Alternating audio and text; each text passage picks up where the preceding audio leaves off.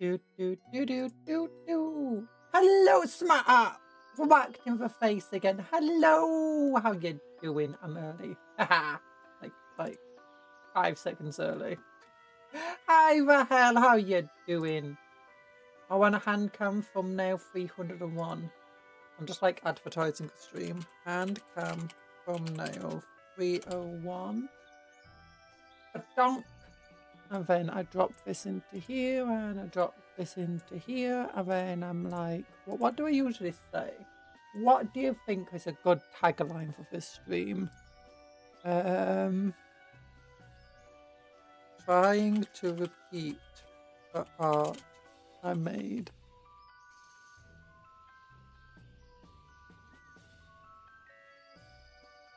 I really repeat this on 4 sides.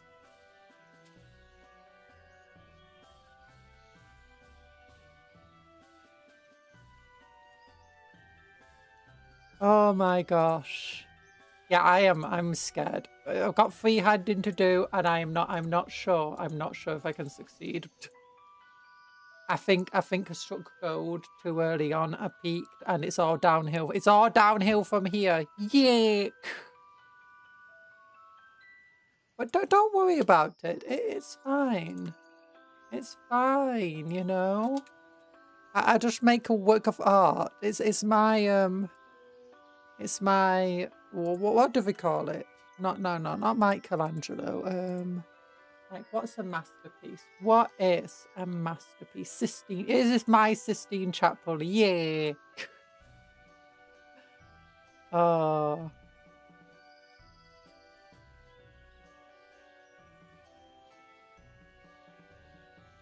There we go. Okay, post it on Reddit.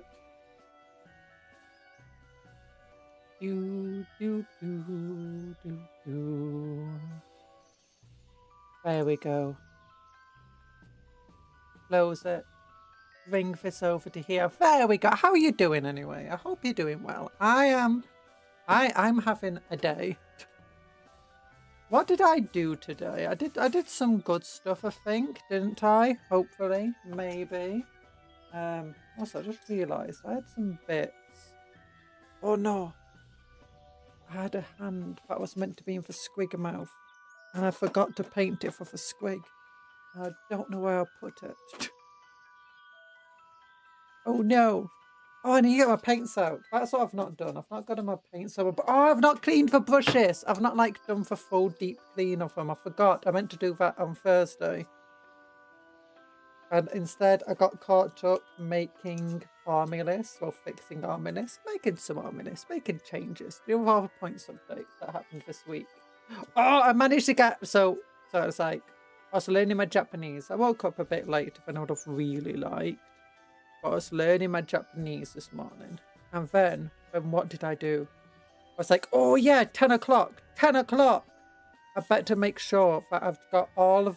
I'd had 5 different websites open with for Exodites, waiting for the Exodites to go on pre-order. And I managed to get them from the first website that usually just sells out immediately. It did sell out immediately, but I was lucky enough to get it. I managed to get myself a box of Exodites, yeah! And then it sold out everywhere instantly, which is not a surprise. Even adding orcs into the pot did not stop it selling out immediately. Oh gosh, what are we looking at? What we got? We got this thing today, you know? We got this thing. The beautiful arts I need to do. I say beautiful, I mean I'm overselling it a bit there. It's just water. What can I show you? You like my Kraken? I even tried doing like little suction cups on it. Oh my gosh. This needs washing. Like all my breath gets caught on it. Yeah, it's not good. Okay, I've got some lens cleaner here. Lens cleaner. Cleaning some glass. Oh yeah. Let's not rust the metal around it all.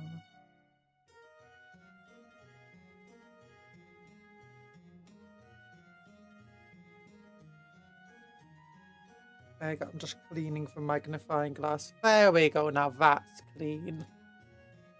Squeaky clean. But yeah, if you look at that stuff, you can see a bit of where I tried making suction cups on it. And, you know, adding different coloration to the tentacles. But yeah, that's meant to be a crack and splashing of the waves, if you can't tell. And this is meant to be a whole load of splashy splashes. A whole load of waves. Oh gosh. Hello, Kanai. How you doing? And hello, Tony. It's been a little while. How are you doing? How are you all? I hope you're all doing super well. I'm going to put on some lip balm. Cherry Shine. What did I do today? Oh yeah, I did my Japanese. I've almost finished the basic Japanese course. For Japanese basics beginner course on Renshu, I've got 11 words left to learn, and then it's finished. Well, actually, it's not finished. I've got to master it first, and before going to the next course, I'm going to spend a while just trying to memorize it all. Oof. You're happy? You just got a space marine too. Nice. I hope you have lots of fun in it. It's a very difficult game. It's a very grindy game. Cola. Hello, Astahef. I'm just gonna come wave hello for a bit because night shift. Wish you a good day. Wave hello. Wave. Because we're painting waves today. Yeah. And krakens. Krakens and waves. Wow. Yeah, I didn't know I could freehand until I painted this. Oh, I need to redo the lenses around here.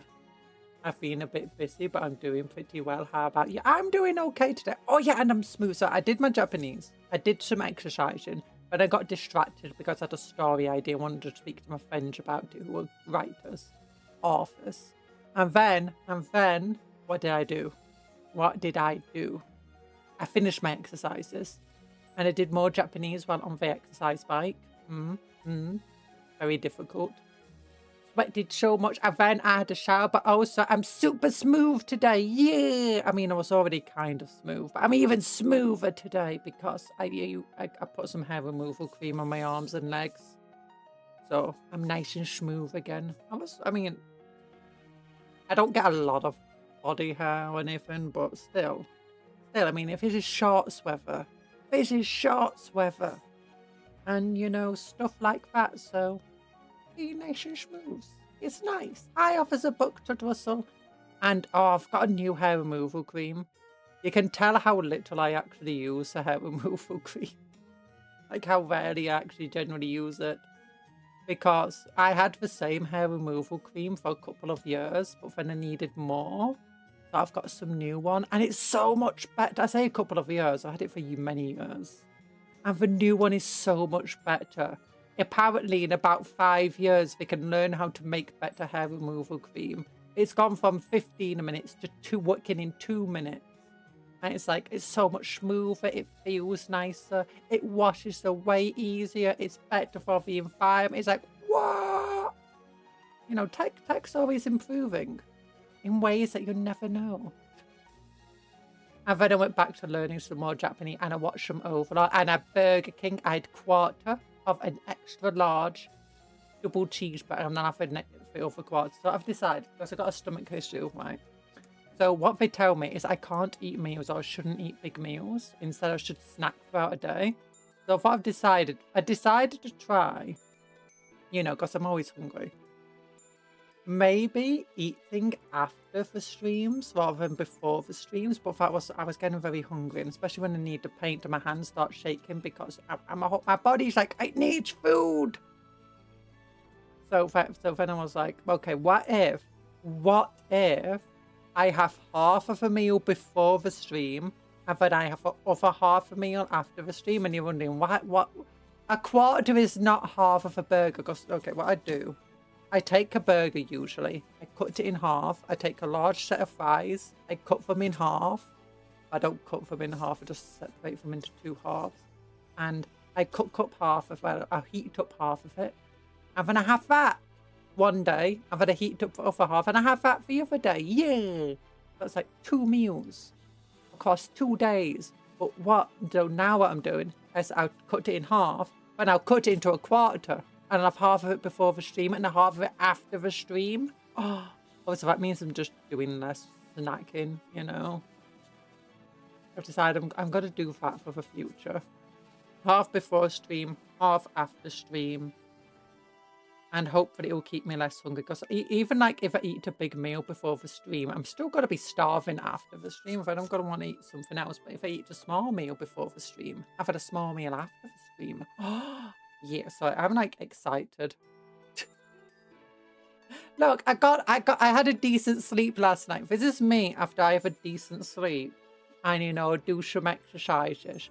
And I get stuff done and I'm feeling productive. And I also did my hair today. So I've got a nice style going on. You know those styles if they kind of have the hair up at the back, but they also have like 2 long strands of hair down at the side of the face. I've done that today. Yeah, like an anime character. I'm like an anime character. I am an anime character. Look at me. That's me. Oh, gosh. But yeah, so I'm like really distracted. I'm just like talking too much. I hope you're all doing well. But anyway, oh yeah, that stuff. So new stuff. Website before we paint. Website. Have you seen the new classic Skaven miniatures becoming to made to order? When are they coming to made to order? They're not made to order right now, aren't they? I think they're next week. Yeah, there's no made to order here. Would it be under Age of Sigmar? Yeah, there's no made to order here. Don't worry about it. But we do have new pre-orders, so that's not new. That came out last week. Mark, I think they also came out last week, didn't they? That's new. Yeah, we got the Spectre team, which is £42.50. What the heck? Also, all of this is not for pre-painted. I repeat, not pre-painted. Look at this. Click here. Scroll down. And are supplied unpainted. These ones are the unpainted ones. This is also unpainted. It's supplied unpainted. For eventually release of the full version that's painted, it will have this in, and this in. Price, I believe, from what we said. So it will have 2 of these, 2 of these, 2 of these. And it will be painted, but that's being released at a later date. They also re-released the Baneblade, exact same scope, exact same model, but it looks like it doesn't have a second set of sponsons in, which is now sold separately. Casrican on give us a non-kill team version. It's slightly cheaper than before. Same with all of these things here. And these guys are surprising. I thought they'd be like 45 quid still, but no, for £38.50. The new Raptors and Warp Talons. Extradites obviously are basically sold out immediately. Not quite sold out immediately, but it's a good few minutes where you could get them. If you're in Britain, I believe Jedi Archive still has them. If you don't know Jedi Archive, so it's the only website I know that still has them in. Is even for one that normally never sells out, is sold out. It's absolutely insane. Here you go. It's called Jedi Archives. They sell Warhammer. Well, actually, I can imagine for mostly a Star Wars thing, but miniature gaming, Warhammer 40k. I've bought them from before. They do actually ship stuff. Oh god. I should be careful with, you know, showing shops and stuff. Now you know. But yeah, that's literally the only shop I still. Everywhere else, like even the shop. So there's usually a shop that I'm like, it's my backup of a backup. So whenever I need to pre-order something that I think's gonna sell out immediately, like this. Ah yes, Dado. Like this. I have, is it Wayland Games up? That's like the main one I generally buy from. And I've got like Hobby Workshop and a bunch of other ones up. And usually there's one of them that always has stock in. And they have it for a few days usually, or even sometimes a few weeks. It takes them a lot longer to set. That one also sold out immediately. It was insane. I'm surprised. With the arcs I did into here and no terrain, I thought this would not sell out as quickly as it did, but it did. I think I managed to get one, but still. It's also 98 quid, so it's almost Combat Patrol prices. Oh, the warp times aren't on the Australian Games Workshop. Oh no! That's sad. Oh. Warhammer 40k. That's a question of the title. Electroshock therapy helps you shake, you get shocked. Nah, that doesn't help. That would only make you shake more. You'd be scared. But yeah, so I don't know if they said if these things are delayed in. Oh yeah, have you seen the new Skaven foe? Look, it's your church son. On his way to McDonald's. It's a beautiful miniature. Who is this guy? So the last one is Warlord Spinetail. The one before him is Packmaster Skeevel Gnawtooth. This guy's kind of boring. I think this is Tretch Craventail. Well, actually, that's a cool looking model. You've then got Ikit Claw, Packmaster Molderman, Pestilence Dude, Creek Head Taker, and then Deathmaster Snitch, or whatever it's called. And then you got Vermin Lord, that's in resin, and Vermin Lord, that's in metal. So yeah, does it say what they're made from? Specific here. Imagine the metal models. Yeah, this one it says is resin, that one is metal. So yeah, very cool. But also, if you do Warhammer Plus prices are going up. Our yearly price is about, is it $20 more? But now they've started. So if you get Warhammer Plus, you get one of, usually you got 2 miniatures. One of them is an Age of Sigmar miniature. One of them is a Warhammer miniature. And usually what they did for the first few years is you can choose one of them and you get that one for free with your subscription. And for other one, you can choose to buy if you want it.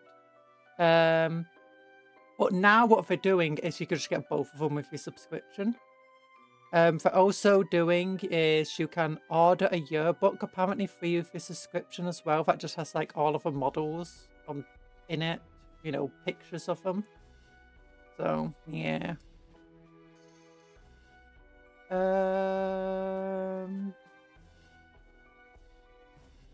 Included in your subscription. But other than that, the price is going up. You'll also get expanded features in our Warhammer 40k and Age of Sigmar gaming apps, including the ability to plan unlimited army lists in Battleforge and Stormforge. That sucks. Like this, they need to just let you, if you've got a Warhammer Plus subscription, you get access to the rules in the app. That is what you need to do. Like, I get that if they don't want to give the rules away free in the app, so just add it to the subscription. Like, it's so annoying. It's the only reason I still... Actually, there's a few reasons I still use New Recruit over the app. I can't use the app in my browser on my computer, which sucks. Because I like to make my army list on my computer, to be honest. The other thing I can't do is you can't rename your characters. And they don't have a folder option, so you can't, like, really easily organize your army list if you got a lot of them like me. Which sucks as well. I mean, the army list maker otherwise is pretty fun there. You also can't export from the Warhammer app, like, to, you know, share with people as easily. So these are the miniatures from before. If you subscribe before August 25th, you can pick up one of these miniatures for free and purchase the other one. So yeah. If you get an annual subscription, you'll be able to get them immediately.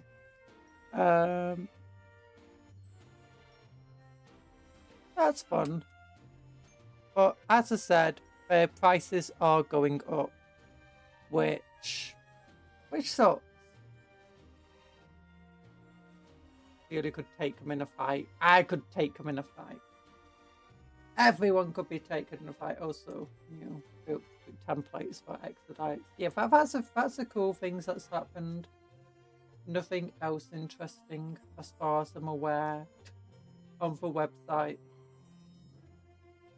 Also, I do think these models are cool, but these models have significantly less aura than these. Like, look how cool this model is. The Spirit Seer on top of a destroyed Wraith Lord. The Necromancer with two little guys and a third one being raised. And that looks like such a cool model. By comparison, like compared to the Necromancer, this guy is kind of... I mean, he does have a head option, I guess. It's like... It's not as cool. And this guy is pretty cool. Like, he has a head option as well. He's got a cool arc on his face being stabbed. Oh, it'd be amazing if they started doing painted miniatures. Oh, that would be fun.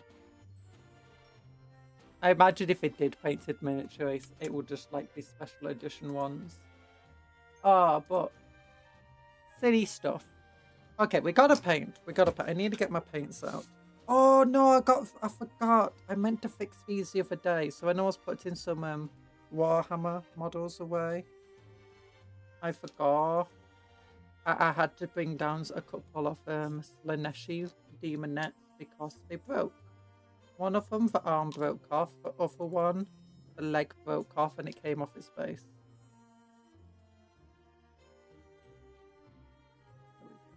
This goes like that.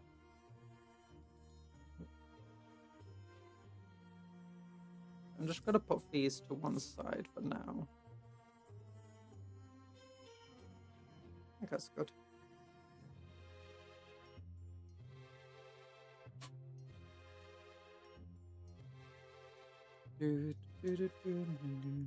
Oh, there's the hand. There's my spare bits. I found them. Don't worry about it. That's where I put them. Okay, before we paint, I just need to fix these gals up while I remember.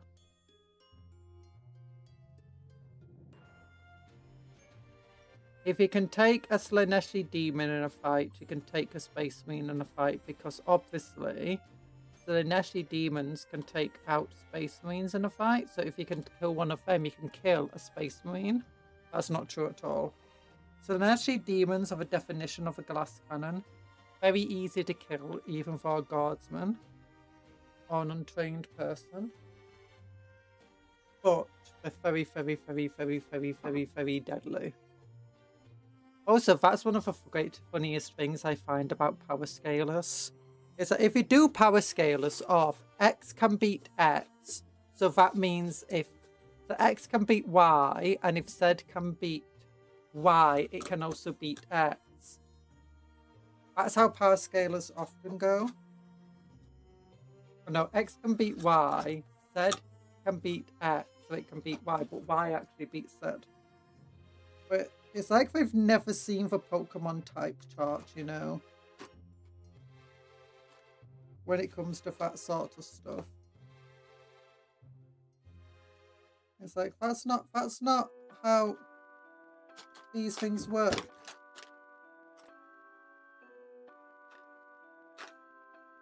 All hail the Lord Banana Cake. I'm not Banana Cake. No! Also, hi Flash, hi Finns Falcador. So I'm like really distracted. I'm just really all over the place today. Okay, Lothern blue is what I need. I need some McCrag blue as well. I've got my pad that I use to paint with. I can just move all of these things out of the way. So we had the internet person. So if you don't know, tell me if the internet cuts out, by the way, because I might not notice it all the time. Like if the stream crashes. Because we got new fiber optics. I'm hoping that we just got a stronger connection. But yeah, when they came around, for like we needed to test if it goes into like reaching every room. So I had to like make sure my room was nice and neat and it wasn't having Warhammer all over a desk, so we could actually use the computer. I wasn't embarrassing myself. Bahaloff Blue. Where's Bahaloff Blue? It's not in here. But I do want Bahaloff Blue. I also want Codex White. But it's not in this one. I've got a different box full of paints. Oh, this one's heavy. This one's a heavy laugh.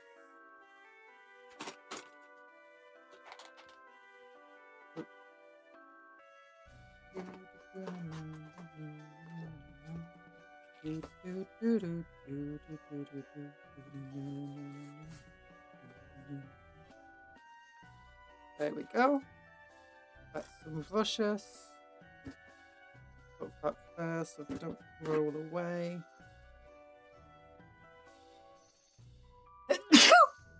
That's me. We're doing well today with painting this. I don't started yet. I've not even got my brushes out. Okay, we need some Bahaloff Blue. Laferne Blue could also be good. No, Teclis Blue. But not that blue. Talasaur Blue. And where's my white?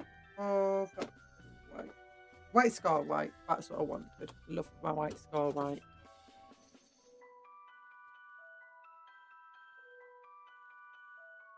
Okay, I need to get the hair out of my face. There we go. I've been like way too excitable today, so if I'm just like talking, sorry. Oh yeah, if my internet dies, that was what I was talking about. If my internet dies, I'm hoping it doesn't. I'm hoping the connection is far more stable than it was before. Yappuccino, Yappuccino! Also, just give me a moment.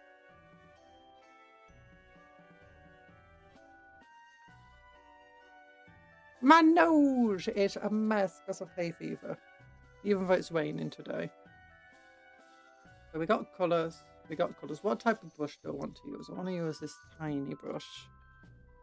So we got to go over to this side and paint it.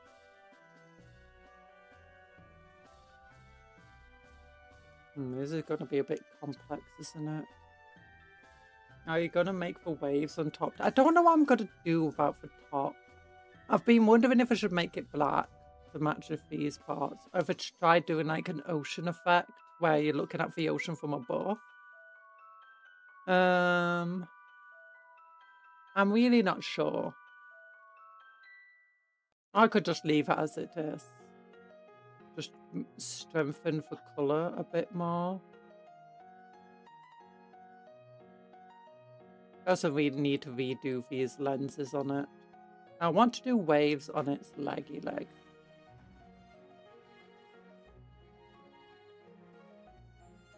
But first things first, we need to do waves on this side. We need to do waves on the back. Even though it's a mess there.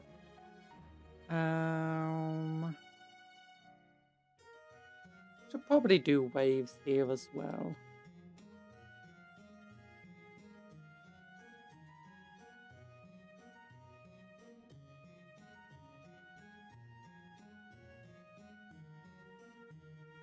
Yeah,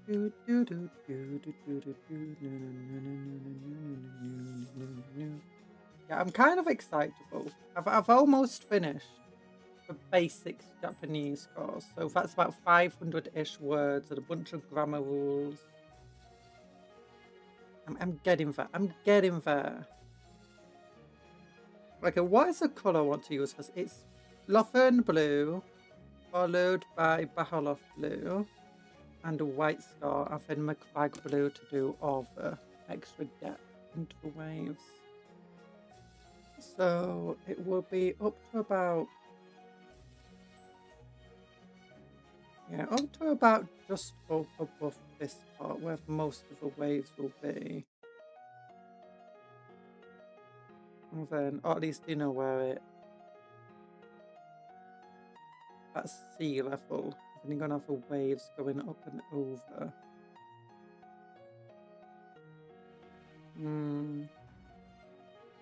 Maybe I should start with this side.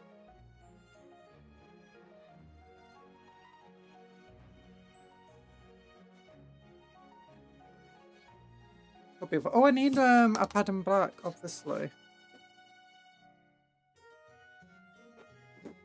Now that's Shaiish purple. Is that a pad in black? No, that's Storm Fiend. Ultramarines.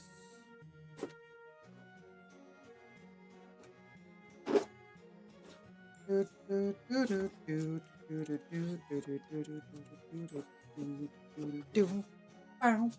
got cola! Okay, what am I doing today?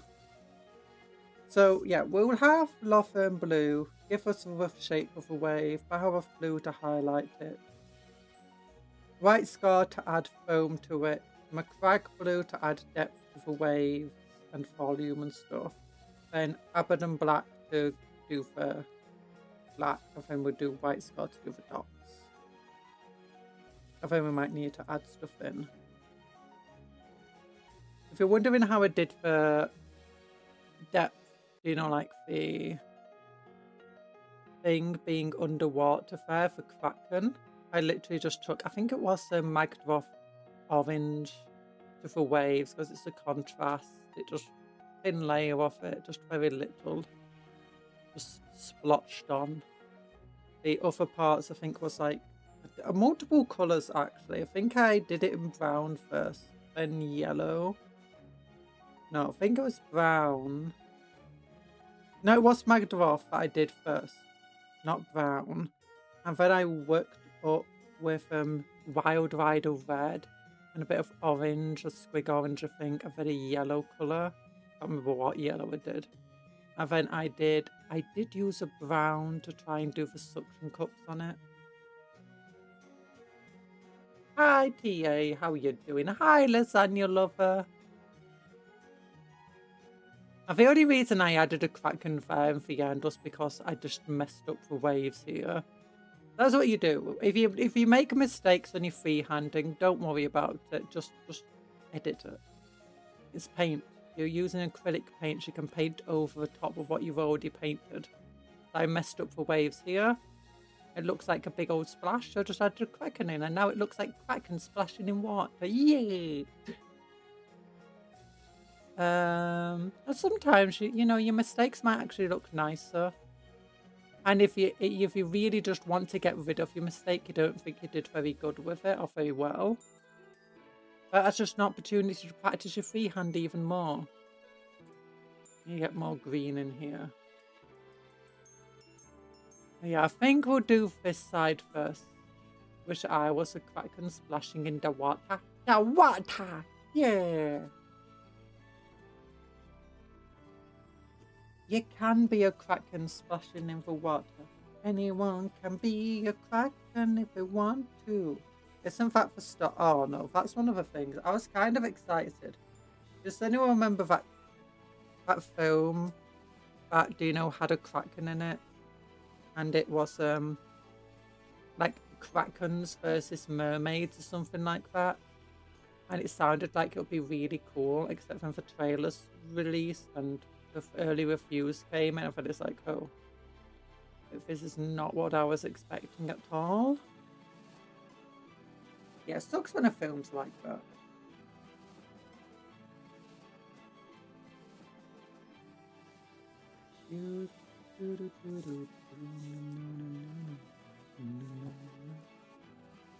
Just need to be assessed. There's no idea you made that up.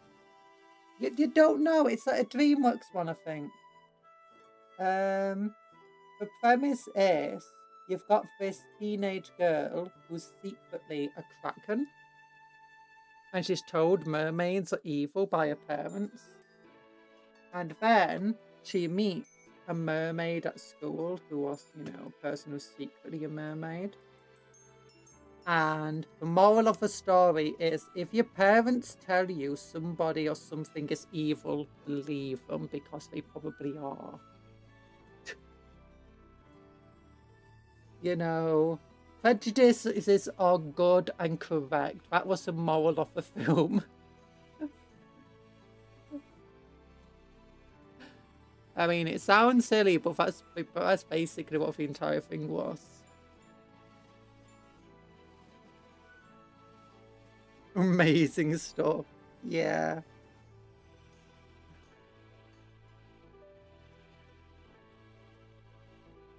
It was. Anyone going into that film hoping it would turn into a Yuri because some of the trailers suggested that was it was going to happen? Yeah, you're not getting that. You're gonna have your hetero. You're gonna have your racist hetero-normal film. Remember, kids, learn racism from your parents. Yeah, it's a very weird film.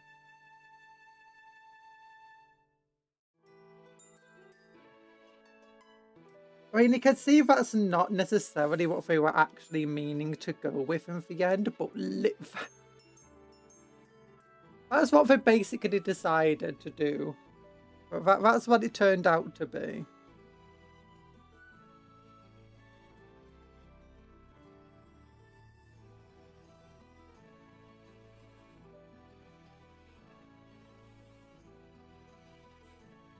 So I want some splashes like rolling away, rolling away.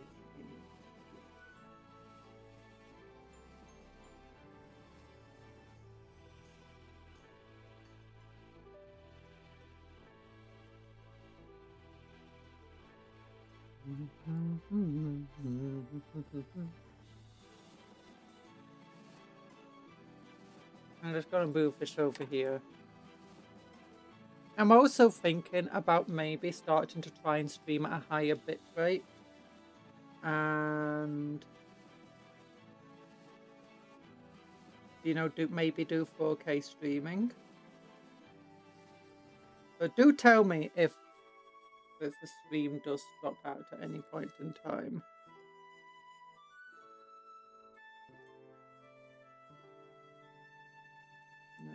No, I think I want this wave to come out this way. The Great Wave.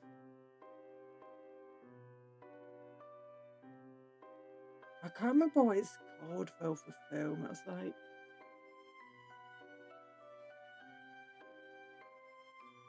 Ruby something. Ruby Gilliman. It might have been the film's name.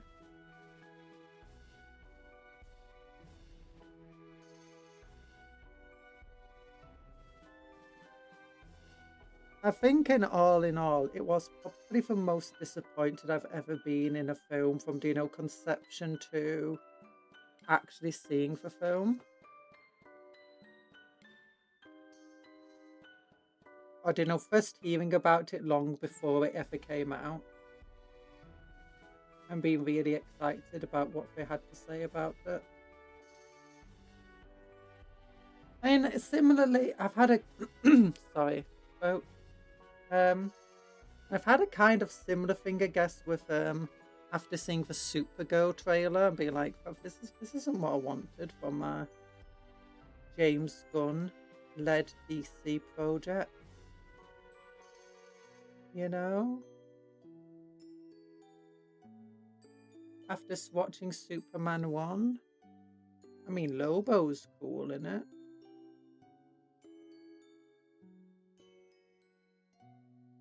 I've still not watched Supergirl. I want to. Just after the trailer, it took a lot of wind out of my sails.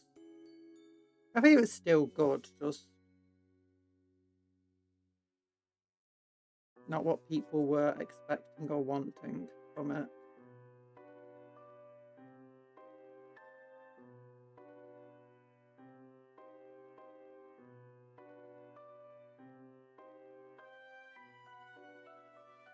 I'm not sure if that's a very good splash I'm doing here.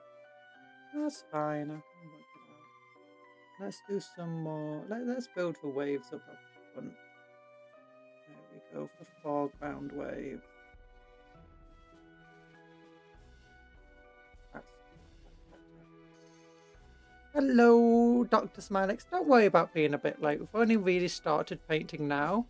We're looking at the orders and Warhammer Plus stuff. And for Chud's son in the Skaven, oh my gosh, he's the best. Have you seen the Skaven Chud's son? I think he's coming out next week.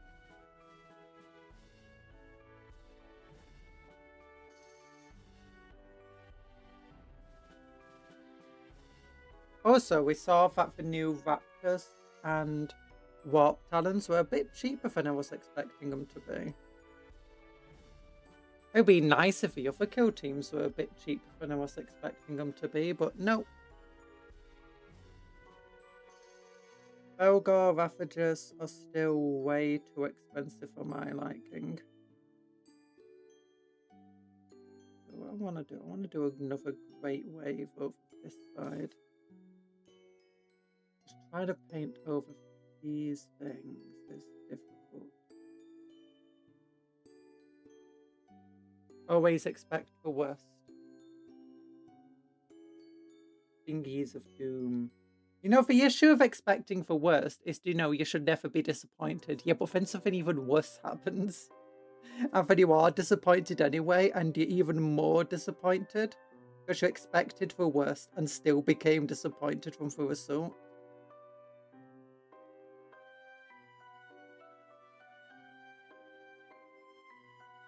Like, Velrogar Ravages do not feel like a 40 quid kit. I'm just going to say that much. Kassakin, I can kind of understand. Although they're £42.50. Oh no, they are 40 quid. Never mind, they're 40 quid, that's good. It's Recon Squad who's currently £42.50.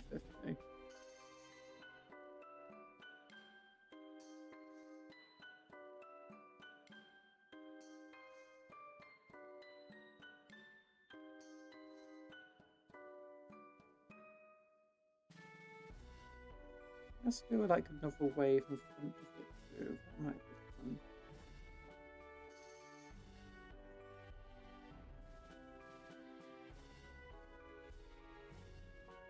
You're doing good today. Yay! That's nice.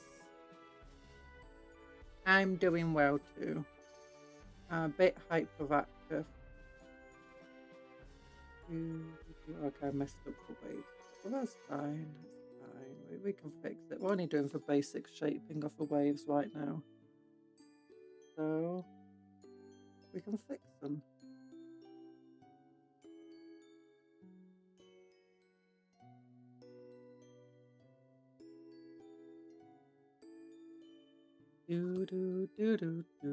Hi, Cundwell. How War are you crimes. doing? War crimes. No war crimes today. I mean, this might be a walking war crime creator with the eradication beamer. But it's a walking art piece as well. And you know, like seriously, if you were going up against, you know, enemy tanks and stuff that had flamethrowers on, you'd be like, that's a war crime. But when it's painted really, really nicely, it's like got a work of art. Like they got Michelangelo to paint the Sistine Chapel, but it was actually they got Michelangelo to paint a tank. Yeah, you'll be like, you know, I don't mind that anymore. You know, that's no longer a war crime. They can do the flamethrowers as long as they have nice art of the tanks. Because when you get set on fire, like, I mean, I might be in horrible, horrific agony, but I don't mind it. If his art makes it feel better.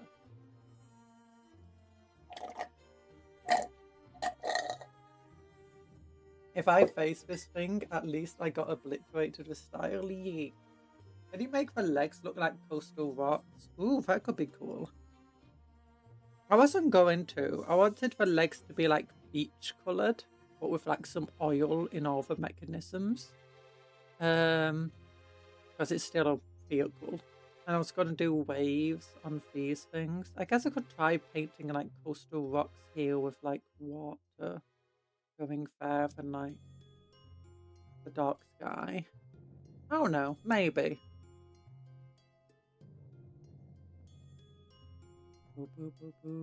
Bet you when we were painting this originally, no one expected it to turn, like I'm saying, you know, it's just a base colour. It's going to look better eventually, hopefully.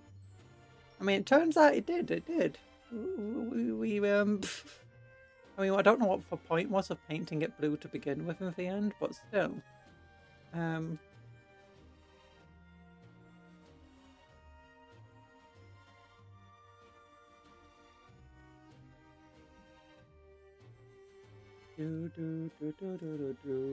Maybe the legs need a darker shade. Darker shade of what? Blue? I don't know what I'm gonna do for the roof yet, mind you. I've not painted the finished paint of the gold. I need to do for highlights and edging and stuff.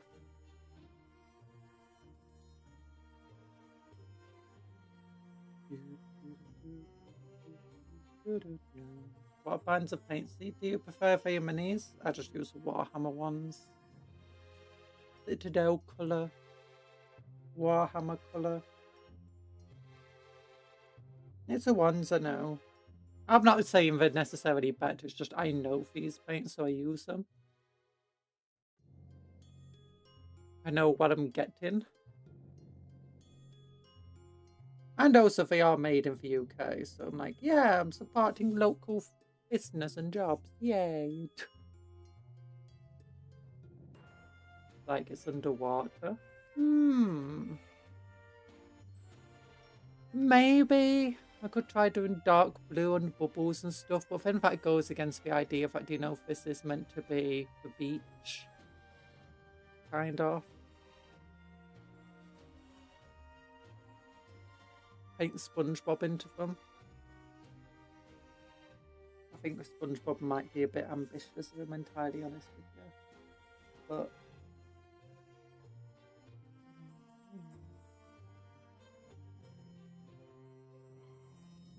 that if I keep thinking stuff, it's because I've just been listening to music.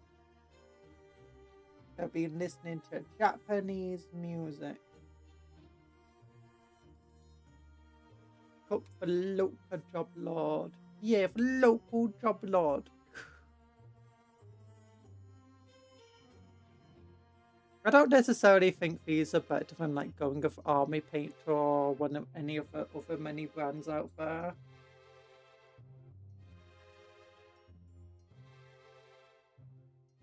I can also guarantee more in the terms of like if I buy from certain shops. Well, actually, I don't really have any model stores near me. I think I've got one Warhammer store. So if I ever want to go into a shop and pick up some paint, I'm pretty much going to have to pick up Warhammer colour. When it comes to like every other colour, I'll have to order online.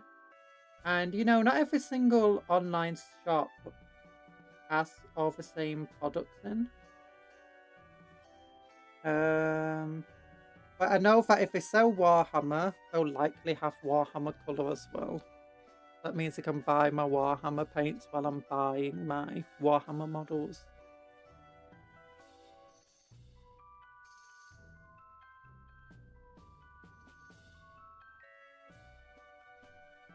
And if you'd like, if I find like one of the official painting tutorials or whatever for Warhammer models, or I've like, because I've got plenty of them in the terms of like the books and the Combat Patrol magazines we've been using.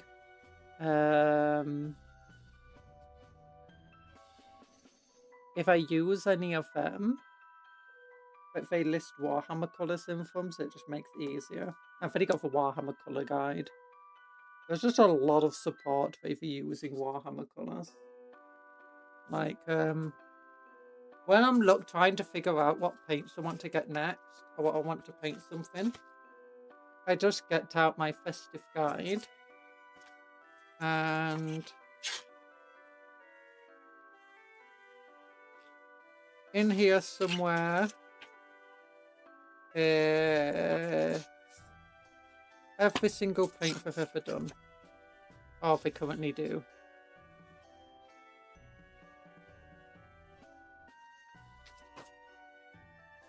Yeah. Well, that makes it very easy, like, you know, when you want to compare it to the colours you already have. Especially, like, when I was looking for a contrast colour for Talosar Blue, so I had Talosar Blue, and I'm like, I need a colour that's very, very similar to Talosar Blue for painting these sort of surfaces, because contrast colours are terrible at painting surfaces. Or at least I'm terrible with them. So then I needed, okay, so these are contrast paints. That's Talosar Blue, or at least what this thinks is Talosar Blue. And then I can go over and be like, what's the closest colour to this? Over here, you got Lothern Blue, which is pretty close. That's one of the colours I got. It's a bit too bright though. And you got Calgar Blue. I already have that. It looks darker on here, and it is darker. It's actually pretty much very similar to that sort of shadow. Because if you see, it's got a gradient on these colours. It's basically, if this is what it looks like on the surface, this is what it looks like in the recesses. Or if you really layer it on, it will turn this colour. But turns out Teclis Blue is extremely close to Talosar Blue. And if you look up between them, you can kind of see it.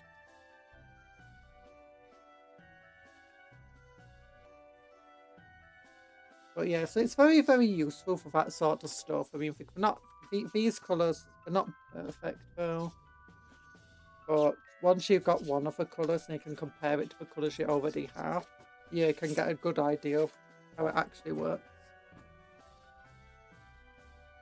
My paints are still Citadel, yeah. Oh, only sometimes that I've been buying paints recently, sometimes like, I've recently bought 4 of these Lamia mediums. Have all got Citadel colour on them.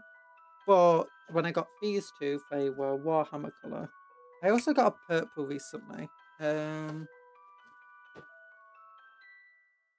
I got a Fulgrim pink recently, and that was a Citadel colour. And what was the other one I got? Not Gene Stealer purple. Is it this one? Yeah, Cacophony purple was a Warhammer colour. So some of the paints I order, they're still Citadel, some of them are not. But it's very useful.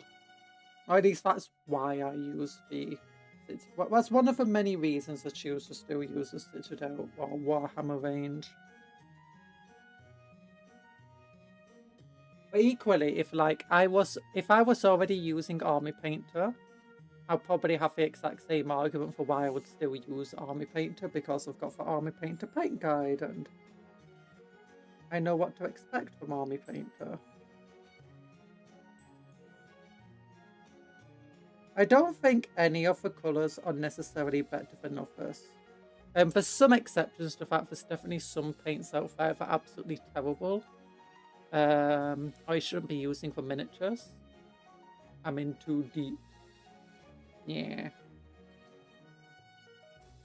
It's one of those things where when you start using a different colour, you suddenly have to realise that it's from a different company. It's got a completely different feel to it. How much you have to thin it changes and stuff. I mean, it already changes anyway, depending on which paint you pick up, but you know what I mean. And Warhammer paints aren't particularly expensive compared to the competition, at least not in the UK.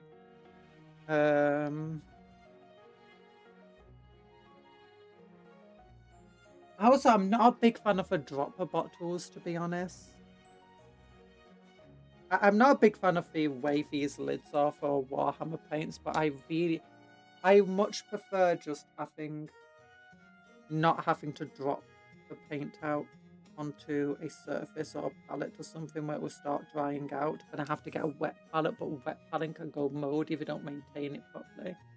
I actually prefer army paint over Citadel, even if I started Citadel, because it's so much easier to use and it had bundles. Oh yeah. So Citadel used to do more bundles. They still do some bundles, but they all start to set bundles and they often have a lot of the same colours in them. And it absolutely sucks if they don't do. But if they do, if you go into a Warhammer store, you can buy 10 Warhammer paints and the most expensive one is free. Literally just go into a Warhammer store. But that's an official Warhammer store. Other stores don't necessarily do that. Some of them might. So if they do bundles in that sort of way,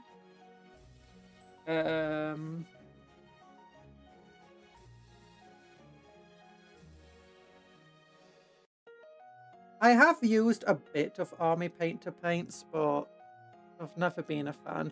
The one thing for Army Painter I do use and absolutely love is their basing materials. When it comes to things like grass tufts, Citadel ones are just not as good. It's a good thing they buffed Ruinator. Oh, did we buff the Ruinator? That's cool.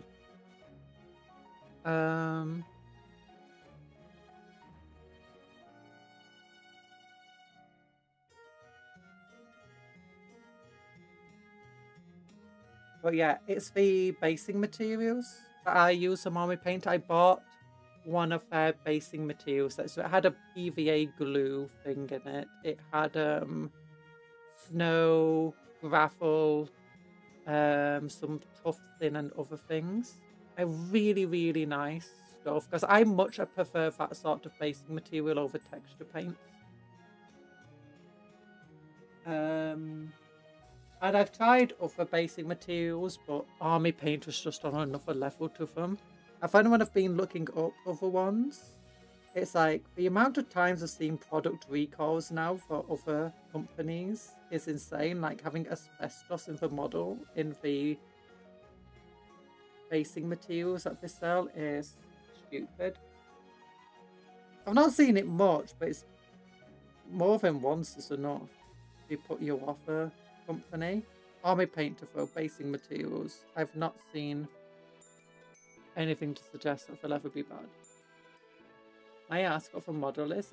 It is Mechanicus. It's a Onager Dune Crawler. It's actually very small. It's about the same size as a Venom Crawler. It's just legs are a bit splayed out. And so it's on a bigger base.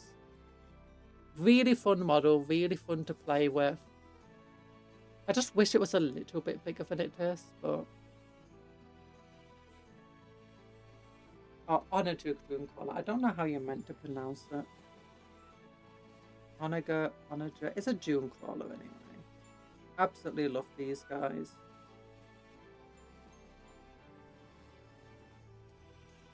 They're basically the Mechanicus Defiler but midget version and just as powerful. Well, they're not just as powerful, they don't have the same melee stats. They absolutely suck in melee. But what they do have is very powerful guns. I use the Eradication Beamer currently. I am thinking about maybe getting multiple of these things.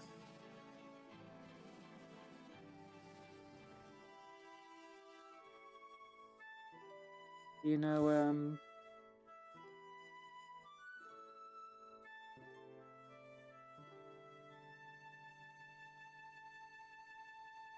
I think a second or third one, but then I'll have to freehand. I've done freehanding on one of them, and I'll have to freehand the others.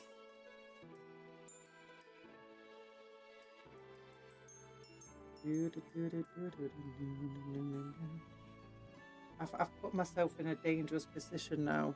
Actually, the freehanding hasn't been too bad. And the initial part that I did here only took about 10 to 15 minutes. The rest of it we did in a single stream, despite lots of stopping and starting. It's a very, very simple way of freehanding. It looks very, very nice, but it's actually just really, really simple.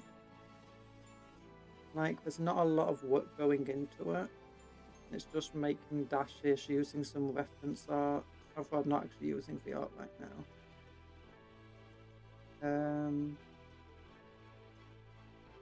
In terms of a lot, I hope that High Fleet Leviathan being a major point of the current story, that the Carcardans get more lore, especially with Tybros being injured. He could become a Primaris. That would be fun. You gotta go now. Bye bye, Dr. Smilex. It's nice of you to appear. Nice of you to pop in. Don't forget to like the stream before you go, and I hope you have a good rest of your day. Sleep well. As well. There you go. And good luck with any demon engines you're making. There we go. Yeah. This is going okay-ish right now. You can start seeing the waves again appearing.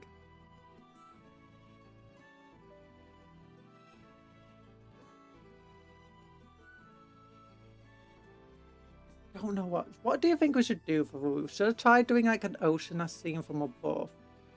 Should I just paint it black? Should I just leave it as sort of it is? I don't think I should leave it as it is. Looks messy. I'm late, but it's good to hear Kundra's voice again. Yay! I'm glad you're in. Don't I'm worry late, but about it's good to being hear late. Conjurer's voice again. Oh, sorry, I took your job, Cuptle. And no one's noticed the stream drop out yet. It feels like the connection we've got is a lot more stable than it used to be. So hopefully I can start streaming in 4K. If I do start streaming in 4K, it won't be easy because everything is designed for 2K. 1980 stream didn't drop yet. Nice. Yet.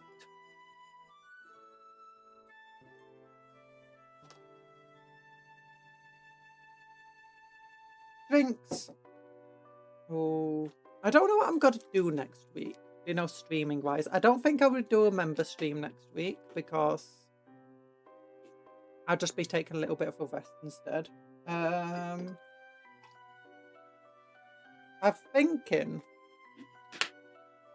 I've got a burning chariot and some demons of Sinch that need to be made. Blue horrors and brimstone horrors, so we could do like a stream on them on Monday.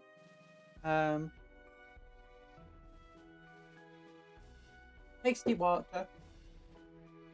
I'm thinking maybe we could start making our Plague Hook Soul Grinders over Wednesday and Tuesday, maybe. I wanted to make the Soul Grinders off stream first and then like add so we can do the sculpting entirely on stream. I'm not sure anymore. Actually, if we do manage to finish them, then I can prime them on the Thursday. And then we can paint them over Saturday and Sunday. And I'm thinking it should be a relatively easy scheme to do.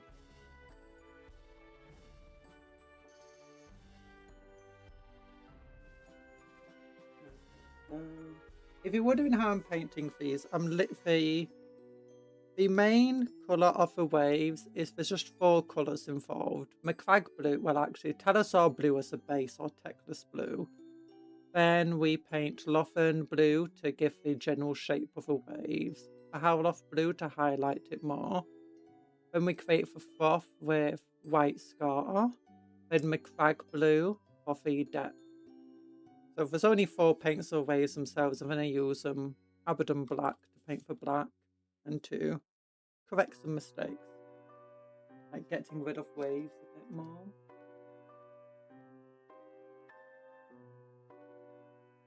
Lashes. Over here.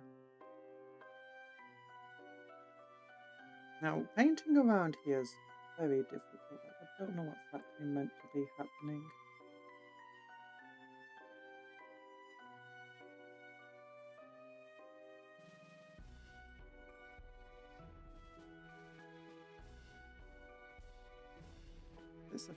Very, very simple scheme.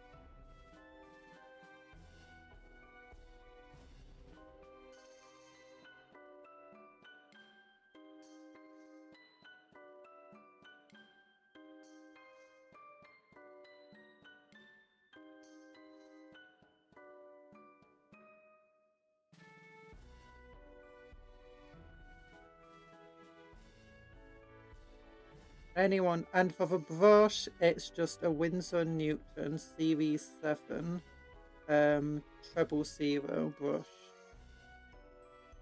which unfortunately the entire, that's the only bit of a writing that's left on it, that tiny thing there. The rest of it's come off over time. And very good brushes.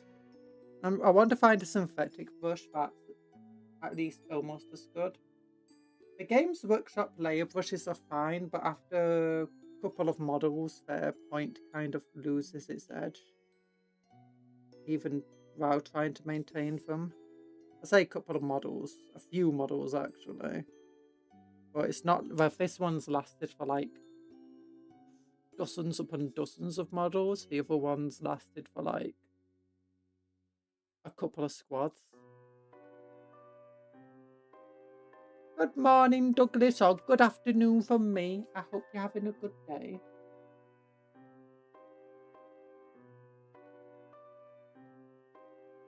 Okay, so we do rolling waves here. How do we do them?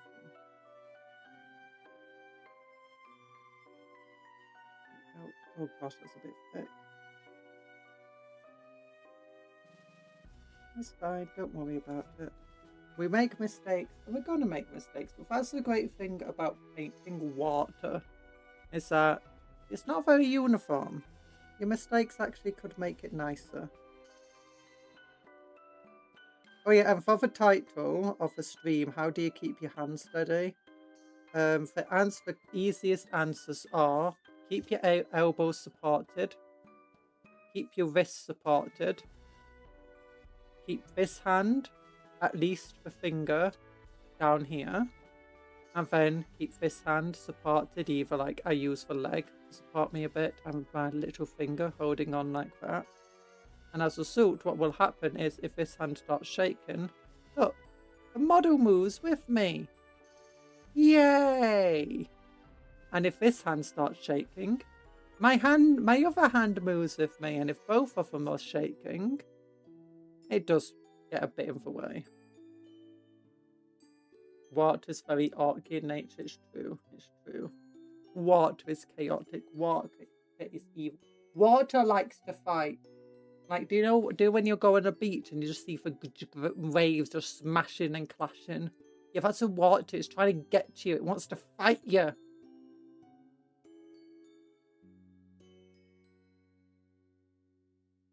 Water is as orky as it gets.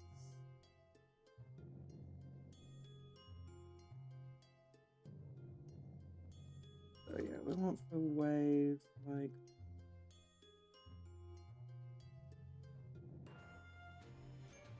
That's a bit much.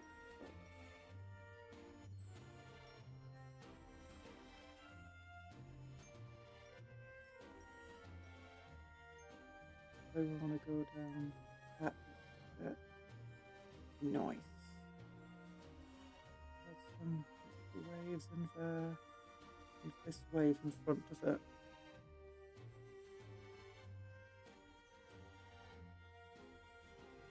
So if you don't think you can freehand, I didn't think I could either until I started this. I'm still not great at freehanding. My main practice of doing freehanding before this model was just painting these things and the screen here. As you can see, they're not super good. One of the biggest things about if you want to do freehanding super well, generally it's easier if you don't make the entire model first. Subassembly helps massively.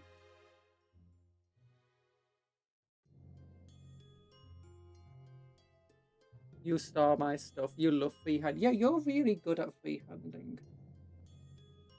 Especially for someone who's meant to be a beginner painter, it's like, what the heck? That's actually partly what inspired me to try doing more freehanding.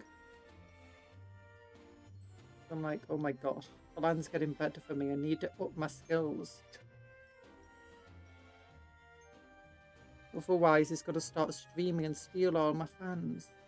No. And other people, like, in the Discord, you know, freehanding. I'm like, I feel I need to do freehanding now. I inspired you. Drink. You now inspired me to drink some more cola. I don't have any cola. Water.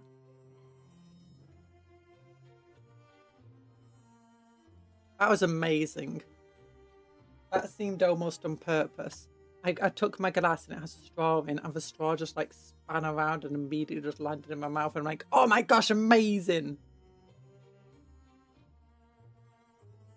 Everyone is loving to dance.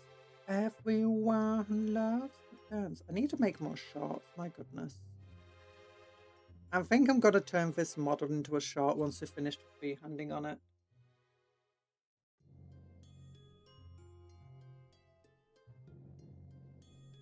Splashies. Splashies, splashies, splashies. Oh, I messed up the splashies here, but it's fine. We can fix it. It's fixable.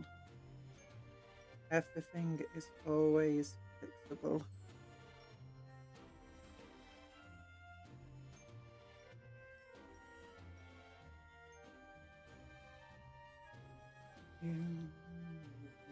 If freehanding something that's uniform is much harder, or do you know has straight lines and stuff,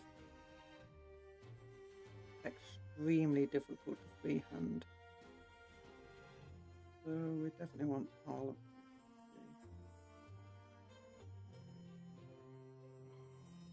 And like words.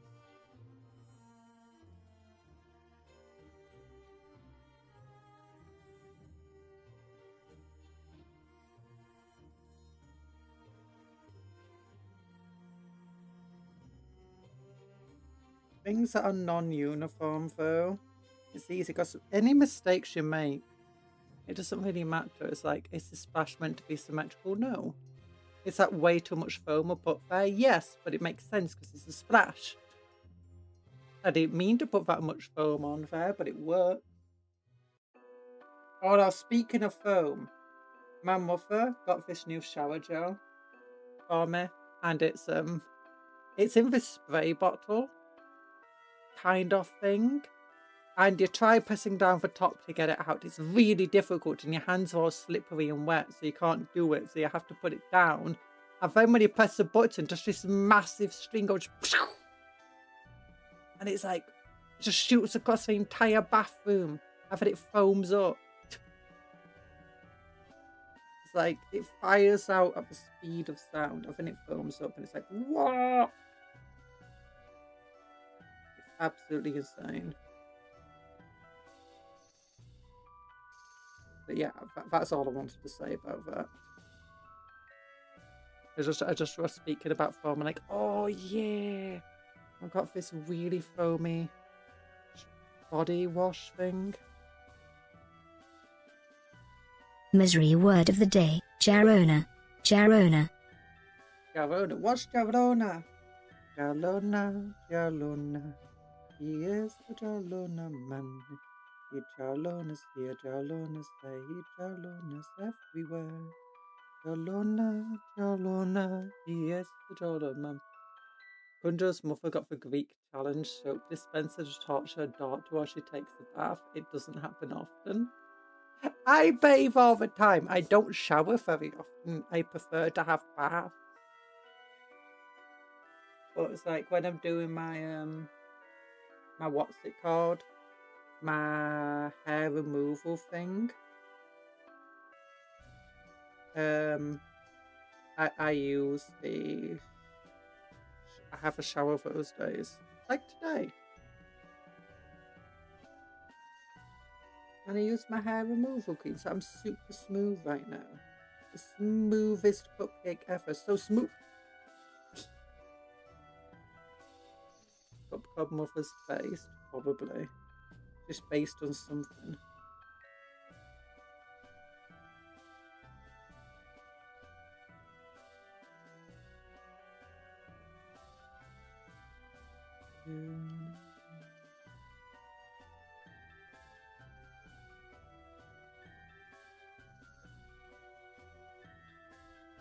I bathe at least once a month. Hi, Night Parade. At least once a month, but twice a year, at least twice a year. You know. Sometimes, every couple of years, I have a bath. If I really feel stinky, and I never feel stinky. I don't have a really good sense of smell though, so you know. I'm joking. I'm joking. I bathe very regularly.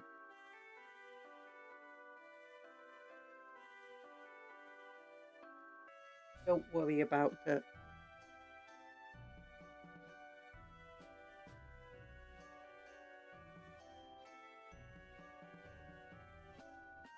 There we go. It's just a joke because VTubers are apparently stinky people. I'm not stinky. You're all stinky. I am the cleanest cupcake that's ever lived. Yeah.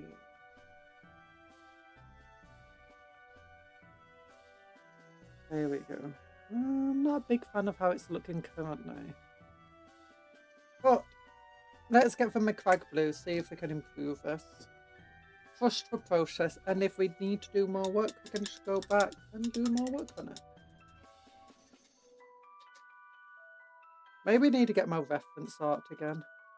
Or different reference art, I guess. The Great Wave! Slaneshi symbol. Hello, Slaneshi, Slaneshi, Slaneshi.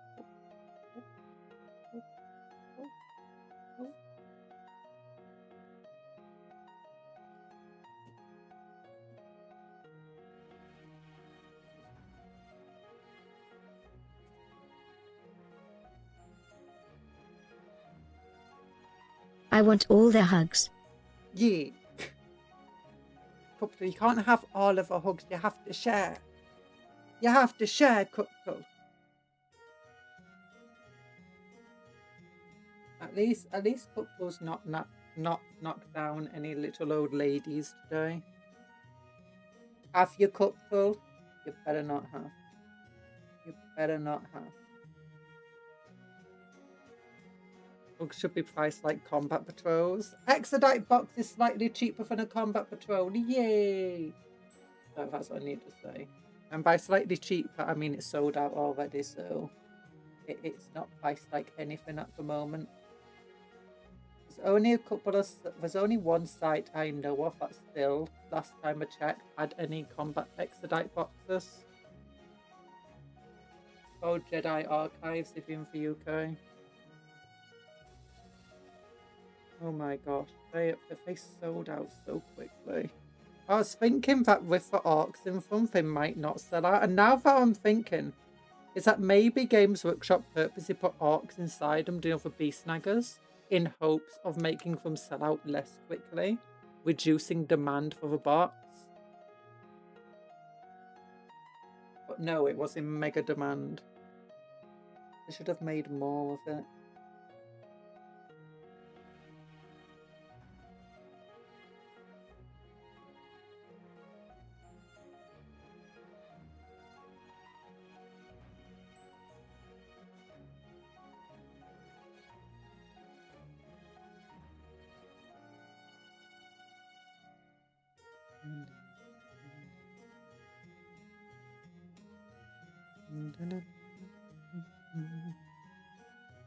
The back still looks extremely weird. What the heck?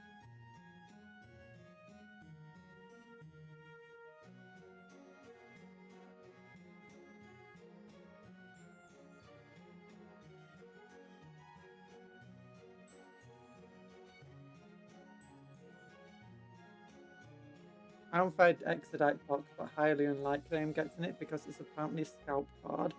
It's not just scalping, it's extremely in demand. So, I mean, you've always got the issue of scalpers, but never underestimate the public demand for something as well. Like even the website that you like, I've got a website that I often go to if I'm struggling to find a box or something, and it usually has the boxes for quite a long while. It doesn't sell out very easily. Sold out instantly today. That's just how big the demand is. Even sites where they did limits of 1 per person and like limits of 1 per credit card and stuff, they sold out immediately.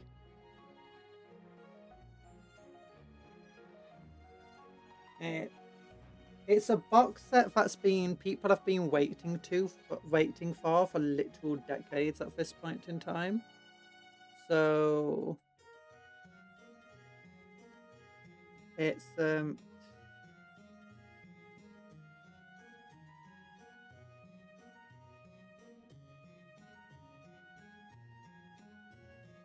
there's no way to overstate how much demand is for the box, which is why they should have just made more.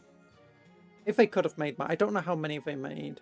Usually kill team sets, for one of the reasons it's hard to get them is because they don't make that many of them compared to like the battle forces and stuff. Decades, yeah, literally decades. Because Exodites have never had, as far as I'm aware, an official model.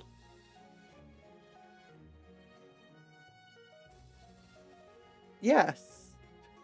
So not to own it, it's our first official bit of like lore written about them that's not in another book, that's not like in a story. And obviously none of the stories focus on Exodites.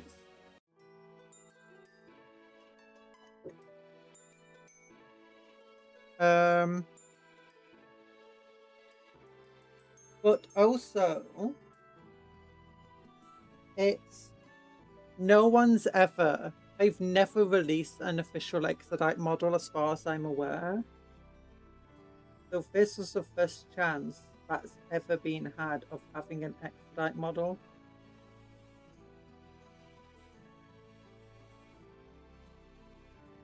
Well, I know though, they could have actually made it in huge boxes, in like a huge amount, sorry, and it's still sold out anyway.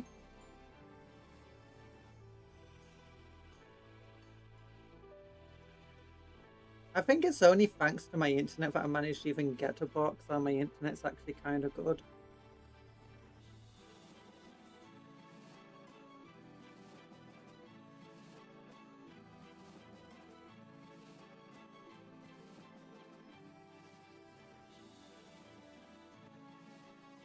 It wasn't scalped the hardest though, because usually when something is scalped massively, you'd find the Warhammer website will sell out in less than a minute, or you know, the website just won't work.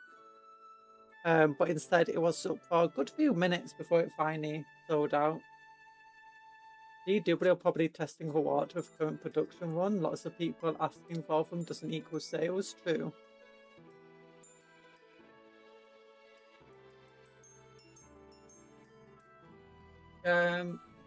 Exodites had a cult following of few lore snippets and minor appearances and no models. There's a wonder why GW took this long.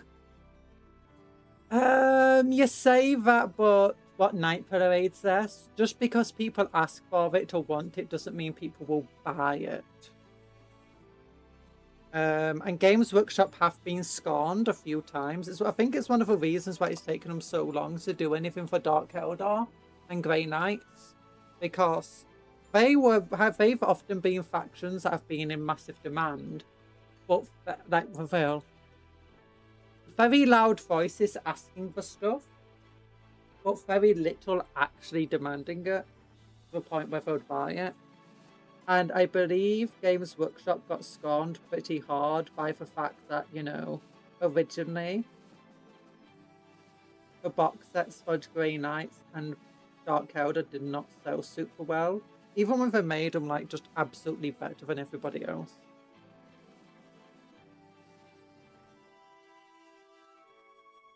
We know better what they want. Yeah. It's one of the things, it's like, why does Games Workshop keep doing Marines? Because people keep buying them.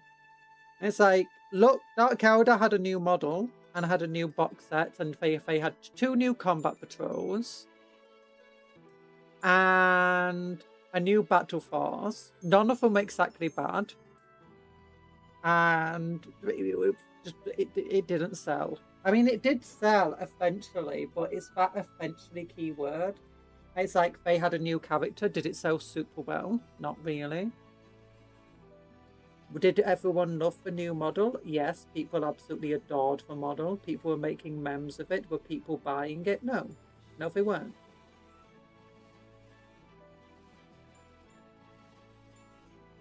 And that's the main thing. If people want something, they need to buy it. If people don't want something, they should stop buying it. Well, but it's hard to understate just how much people buy from Marines and why they sell so well. It's not even because Games Workshop pushes them massively hard.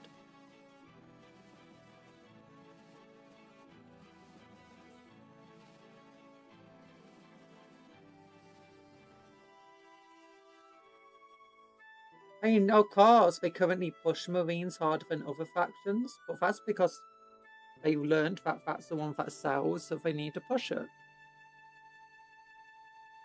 After Space Marines, I believe, obviously you've got Chaos Space Marines are pretty popular. And I think after that is Eldari, I believe, that sell the most, which is why they have so many new sets. It still takes them a while to get around to stuff for Eldari.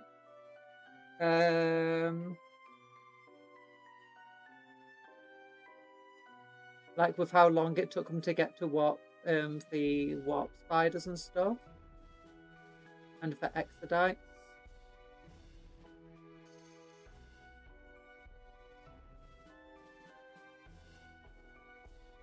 Like, I'm not sure how I feel about the waves on this side right now. I'll get some black paint. Oh gosh. Look, it's a base colour there. Funny thing is, Infinite of Divine novel I'm reading opens with Trison raiding an Exodite world. So they have made that's one of the reasons why people were expecting Exodite release at some point soon. Because they keep appearing in the lore. And they keep getting offhand mentions in it. Heck, in one of the stories I read recently, they even had mentions of Carnosaurs and stuff. So they really been teasing it in a lot of over the past few years, and they probably have been in production for the entire past few years. They're probably very aware that this is something that they is really hyped for, really wanted, and they need to do well. They can't just take any old dinosaurs and just slap any old Eldar onto them. Although you might look at it and think that's what they did. They've probably been in back and forth. Hey, here's an idea. Do we want to do that? Here's another idea. And just making changes, making all sorts of things. Because the design process often takes a long time. And they might have wanted to release it earlier, but then you had the entire thing of, Space Marines 2's massive success that they wanted to capitalize on. They also wanted to capitalize on the massive success of Warhammer, Total War. So these things mean that, things that were currently in production get pushed to one side, so they can do things like get cafe models out, get more old world model pushed out, and do stuff for Space Marine 2.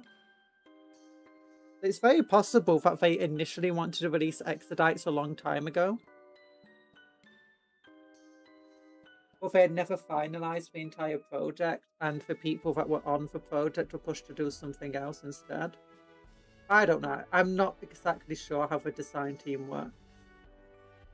Most of what I know of comes from years and years ago. And it's probably massively out of date.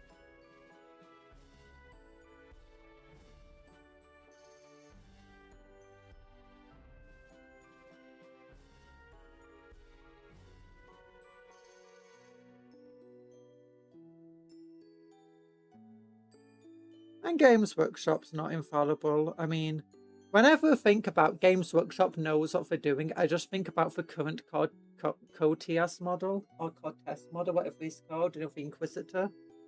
Oh my gosh, that was awful.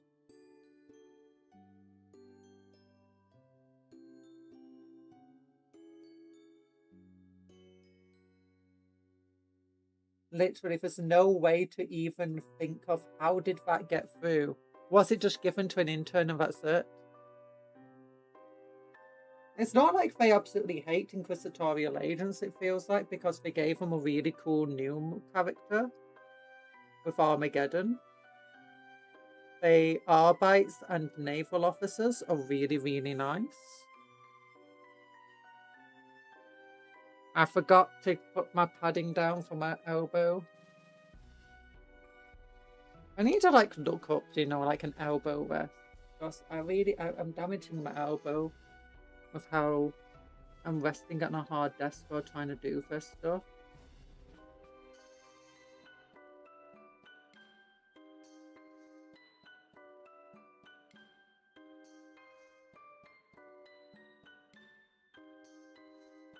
I am serious. Is there anything that you're hoping for with the new codexes releases? Because we know we're getting Nastreg with the new Orc codex. We know we're getting new Orc boys. We know we're getting new bikes.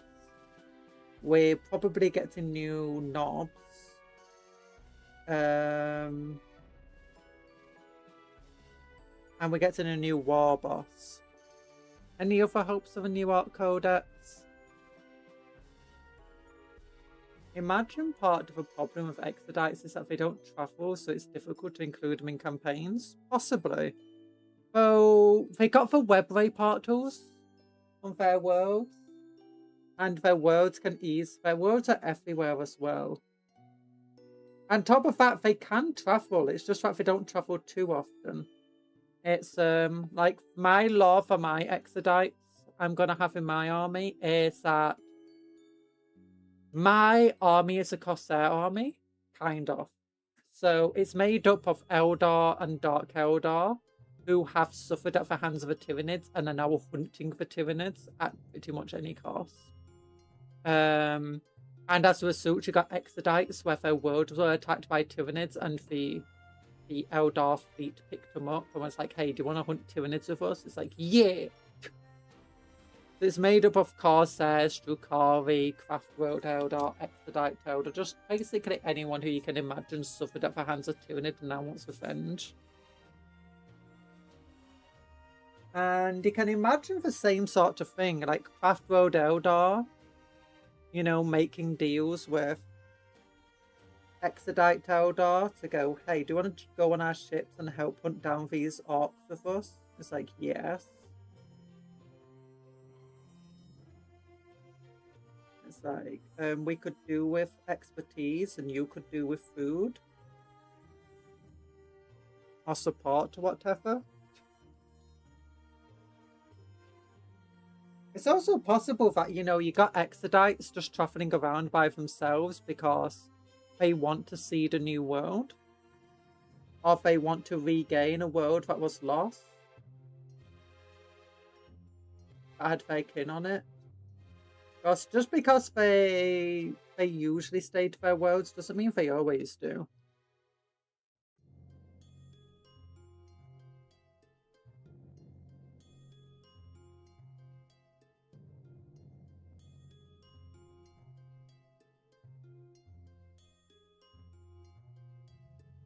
So, I think there's a lot of reasons in lore for them to be around.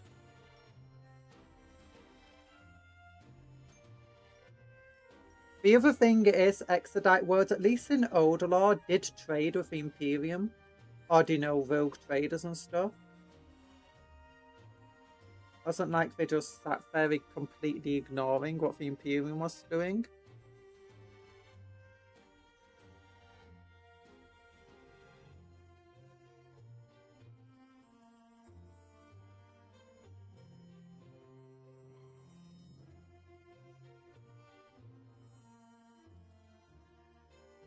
And again, you can easily have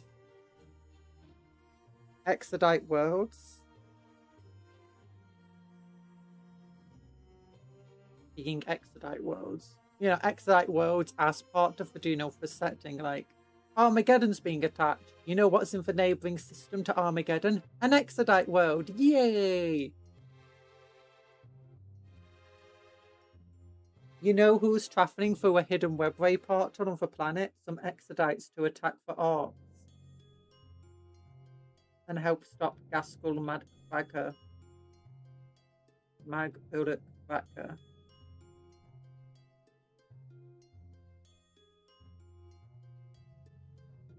Or maybe.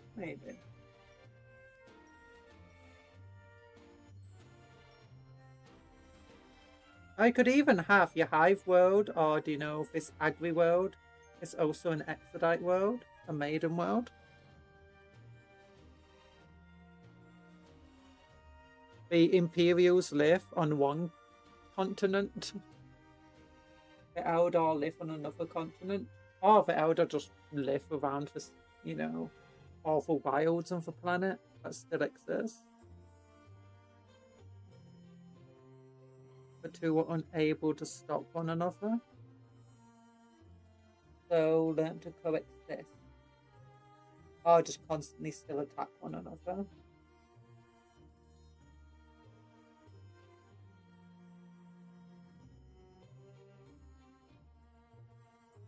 Okay, I'm gonna need to redo some of this area then. Mess that up. Whatever. It's also Games Workshop, it's their law, they can edit as much as they need to.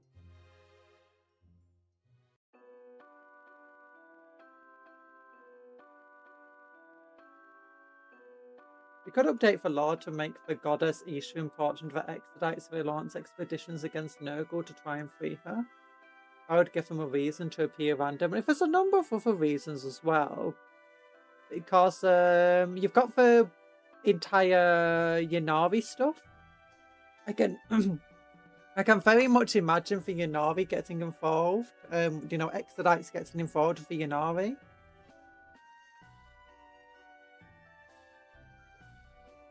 In the same way that the Dark Eldar do. I can also imagine Exodite outcasts. In terms of, do you know where Rangers are outcasts of the craft world that basically go to live more of an Exodite sort of lifestyle? Just do the exact same thing, but the opposite way around. Where some of the Exodites, you know, want to leave their world and go and live amongst the craft worlds and stuff, or go off and fighting and want excitement outside of their world. So maybe that's why you might have Exodites in your Corsairs, or whatever. You've then got the craft world Eldar that go off and help the Exodites with, you know, when the planets come under attack. It makes sense that some Exodites might join them, at least for a little while.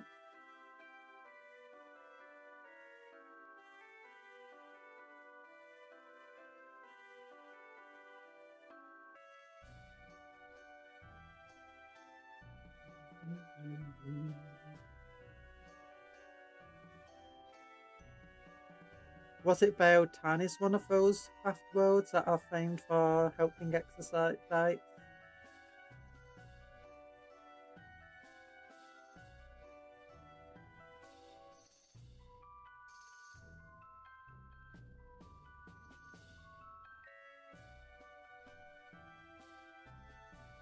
Because it's not like Exodites are low tech. Exodites are still extraordinarily high tech. They still have access to all of, basically all of the Eldar tech that they want to have access to still.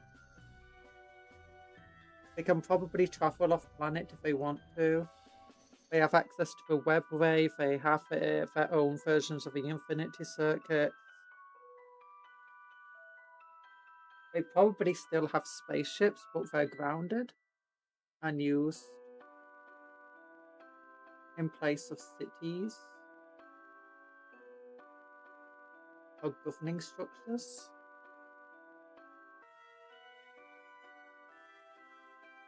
Not like we're talking about feral art.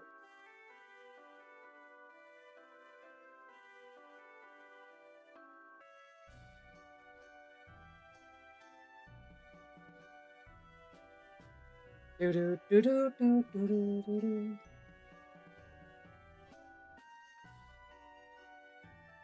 I'm hoping that for lot they do have some cool lore of the Expedite book. I'm gonna be so disappointed. You know, with the Kill Team set, the dossier. How's it pronounced?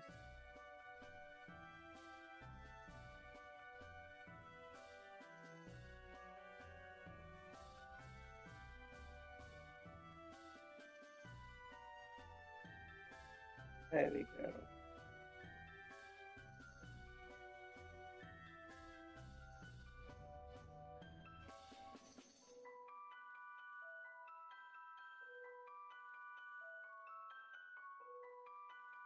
I mean, when you got people making feudal guardsmen, I don't necessarily think it needs the need to even be traveling around and getting involved in stuff. You can easily just say the campaign happens near them or on top of them.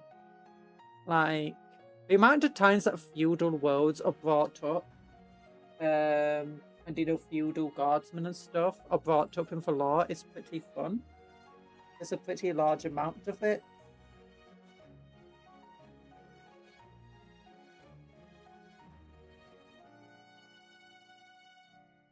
It doesn't stop people wanting to make feudal guardsmen armies. Although I guess there's a reason for more reason to have a feudal guard army, and that's because the law in more recent times have been taking into the idea that feudal guardsmen are recruited into the Imperial Guard and taken off-world and forced to fight on other planets. I was trying to think of a way for them to do their own thing without relying on their cousins. True.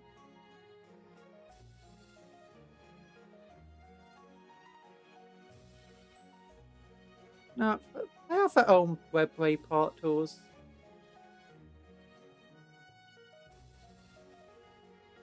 They don't need to rely on their cousins, and they have their own spaceship. What they could do is create an Expedite world, because all they really need is one world that has said, hey, I know that we wanted to like live in peace and stuff on our own planet, but you know, between the Imperium, the Orcs, and everyone else, we can't. So we're going out and we're gonna punch some people in the face. And bing bang boom, Exodites.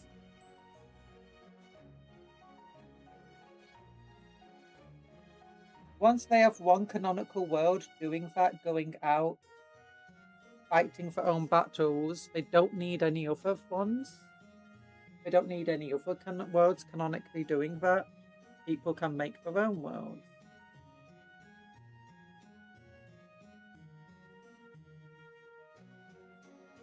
And if that world is specifically like super powerful as far as Exodites go, like it's got billions of Eldar living upon it,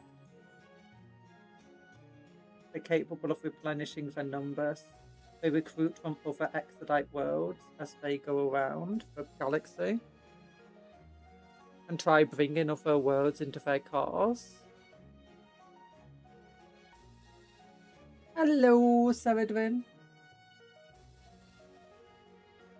We're talking about Exodites, if you can't tell, and what law implications could be for them to be, you know, going around by themselves.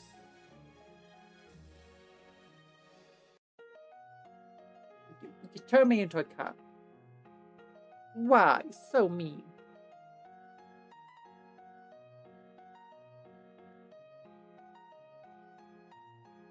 Always with the cat, Seredwin.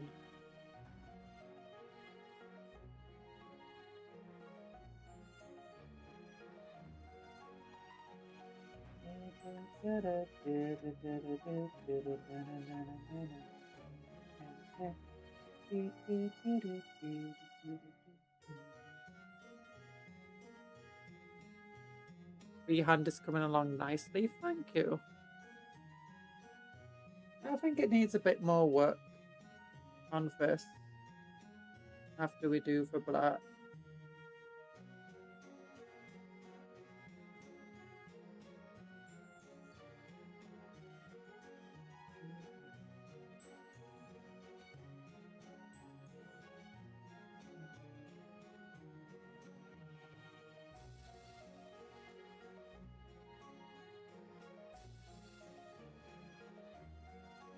Still don't know what we're doing for the top.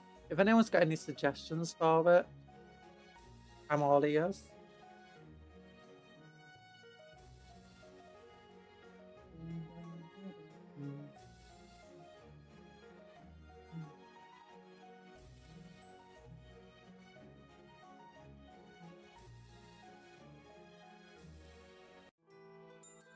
Oh my gosh, I need to pee really badly all of a sudden.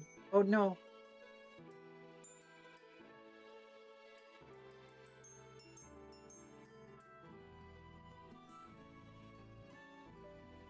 There we go. What other minor faction do you want to come out though? Like, we got Exodites now. Like, sub-faction, minor sub-faction. Obviously, we got the Grot Revolution. The Grot Revolution has been brought up many times in the lore. It's about time we finally get Grot Oh, Briar's coming in! Oh my gosh. That's a really need to pee. The raids here. We'll wait for them to start saying the raiding in before we do everything. There they are. Dreamer raid! Dreamer raid! Hello, Dreamers! Hello, Paladin. No, good Paladins. Why did I say Paladin?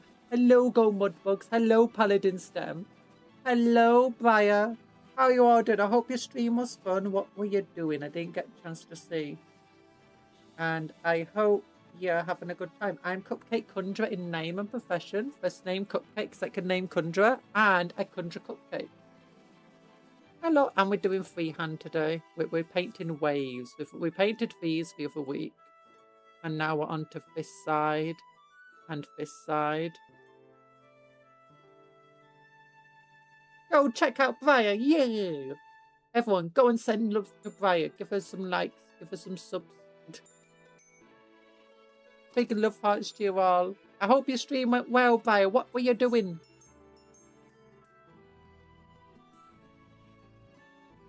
There we go. Oh.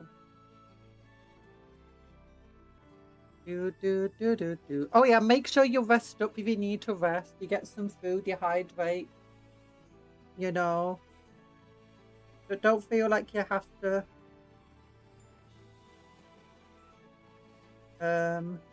be here for all the time. Mother, you need to tell me about Mars 9 and why the Tyranids won't touch that planet. Mars 9? I don't know about Mars 9. It was community night. We did Jackbox and Left 4 Dead 2. Ooh, sounds very fun. Did you win? Did you win, Briar? Or did the community gang up on you and smash you in the face? Because communities like doing that in these games, you know.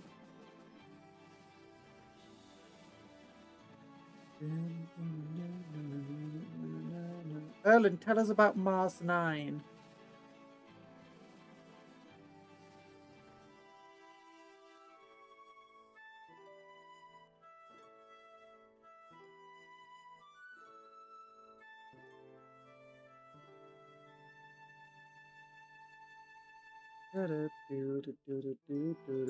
You won some. Yay! I'm very glad. The waves are okay on this side. Why does it look better on these side? I think there's more white on these side. Yeah, there's more foam. I'm less stylized on this side, I feel like. I'm going for more traditional looking waves. Oh, now I'm flying again. I need to make myself not smile. Not smile, not fly. Give me a moment.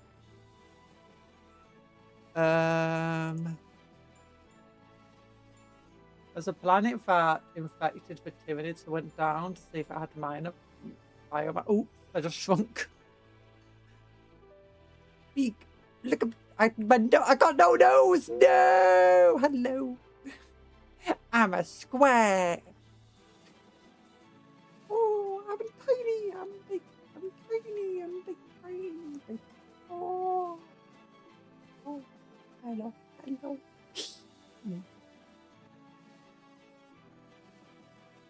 There you go. Sorry, I accidentally like. There we go. Stop flying. I'm still a bit too big. Yeah. There we go. That looks about correct. Little goobers, big goobers, little goobers. It's like also was scrolling down to get to the thing that, you know, controls whether I jump or not. When I've got my hand cam set up, my camera's closer to me so it can be in front of my screen. So when I'm looking down, it still tracks me. But when it's closer to me, but that's how my jumping works. It's like when I've got it down like this, leaning back causes me to jump. And when I've got it up behind my screen when I'm playing games, leaning forward makes me jump. Okay, but I need to just like run away because I need to pee very suddenly. I drunk too much water. I've been hydrating too much. RB.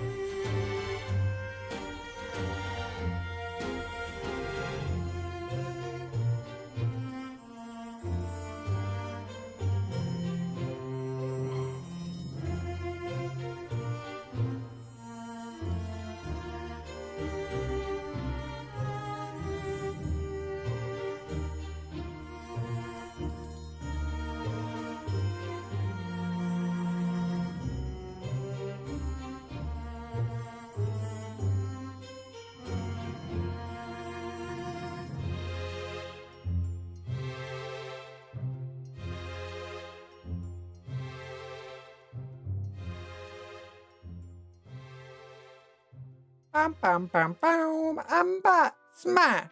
Hi. Lil Goober's back. Lil Goober's left us. No. The Gargan fleet found this planet and they won't touch it because they sent scouts pretty much. They sent the scouts. Pretty much the scouts sent out a fleet signal and they never be heard from again. They even sent down others. only to never hear from them. So they decided to leave the planet alone and sent a mark to not be eaten or taken also. So Mars 9. I don't know, but Clan Mars is a thing in so Mars can mean graveyard or death. 9 isn't there a language where 9 is also a letter for death or something? It's like an unlucky letter, a bit like how 7 and 4 are in Japanese. Hi, can I? So I've not heard about that, but I guess it wouldn't be surprising. It's most likely something like Necrons, Exodites. For two main things it would be is Necrons and Exodites. Orcs could also be a thing, but if it's orcs, they would likely know what they're dealing with.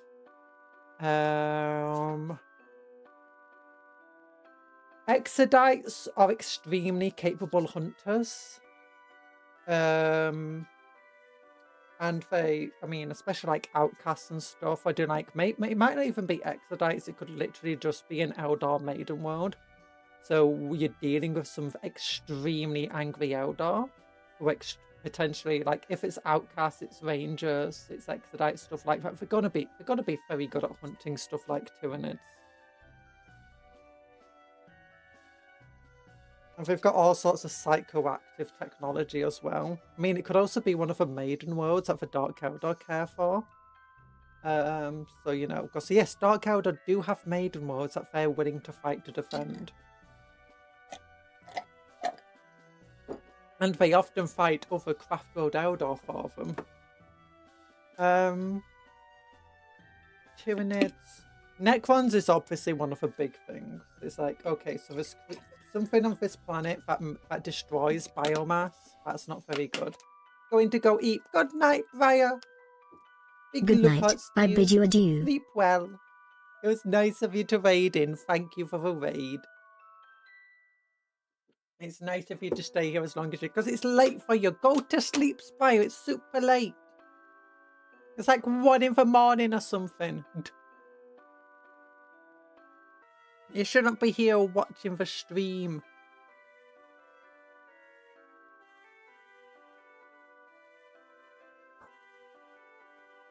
There we go. So back to painting. Our painting. Okay, we need to definitely improve the black around here. Let's just get some black.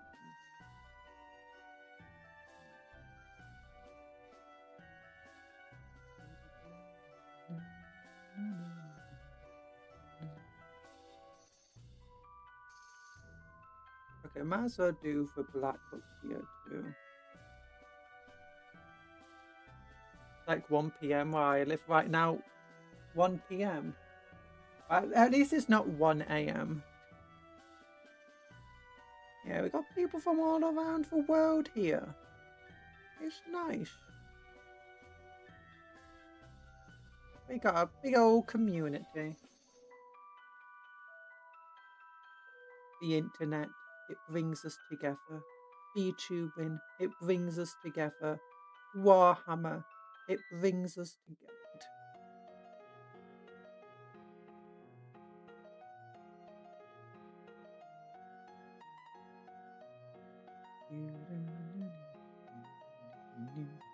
I actually do think that's a beautiful thing about, you know, the internet, and not just Warhammer and internet stuff, but, you know, art in general. Like, the amount of people who can come together from all sorts of walks of life all around the globe, and they work for just a common thing. It's kind of beautiful in a way, you know?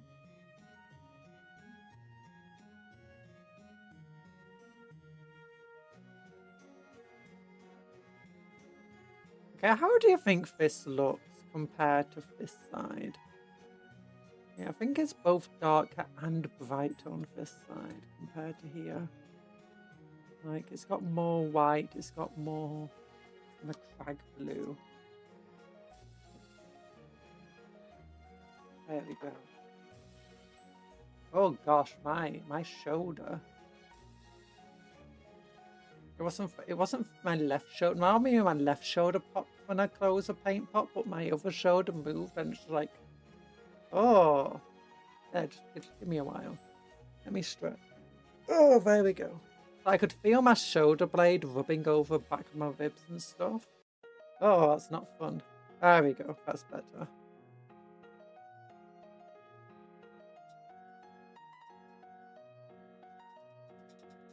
Wash the brush. Wash the brush.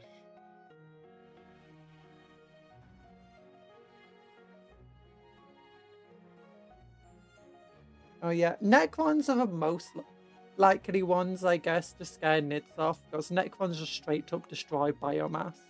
If they're not the only ones to just disintegrate biomass.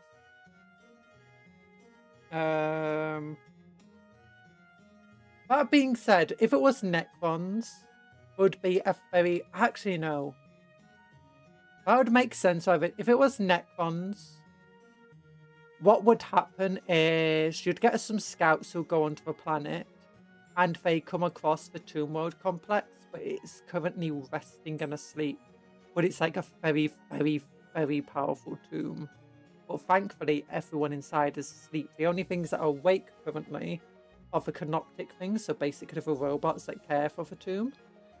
So those robots are more than capable of defending the tomb. But if those robots suddenly felt like they couldn't defend it anymore by themselves, they would wake up the tomb. And once they wake up the tomb, that Tyranid Hive fleet would be pretty much doomed. Like, there's no saving it.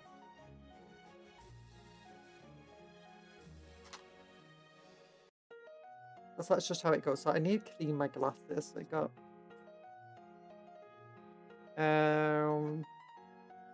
So that would be for my main guess. Other things that could occur on a planet like that is a serious threat that's even more powerful than the Tyranids. It might not be able to wipe out the Hive fleet, but it'll just be a waste sending anybody down to the planet. So you've got the... Oh, what do they call them? They're not called the Husks. The Hurud. I think they're called H-R-U-D.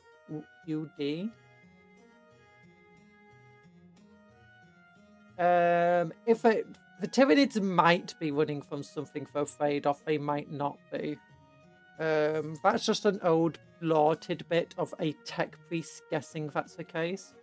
Anything from old lore usually was written as like an account of a person who knew a person who heard of a person who was friends with a person whose hairdresser's cousin was a Astra Militarum agent who heard from another agent about somebody who had done something, and his friend knew the faction that they're talking about.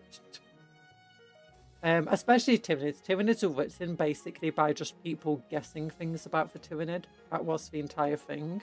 Like, if you just read the lore, it's just biologists, tech priests just guessing things and just throwing ideas out there. And same went with a lot of the old Orc lore, especially when it came to their biology and how their entire system and society works. There was second-hand information, well, not even second-hand, like 12th-hand information. There's even literally in the Black Templar book of a mention by the narrator of literally, I know a guy who knows a guy who knows a guy who heard of the Black Templars. Or something along those lines. But yeah, so that's where all the old lore is. So you should never take old lore as fact. Old lore is just...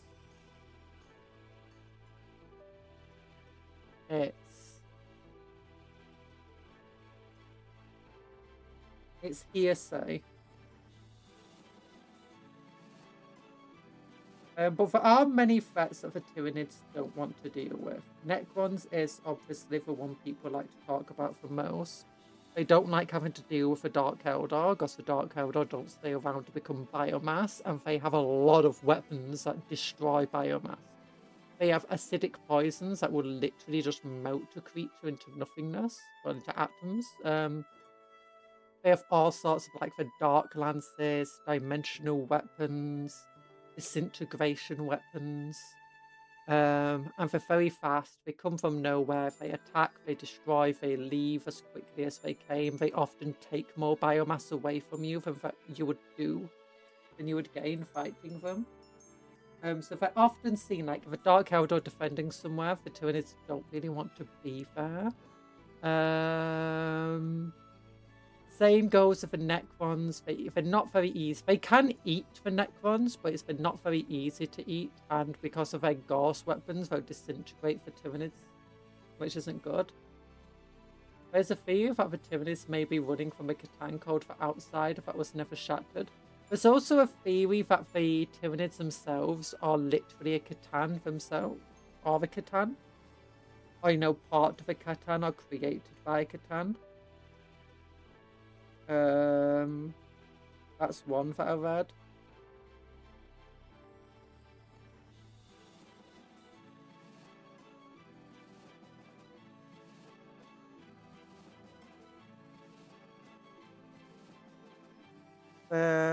What else would they not want to fight?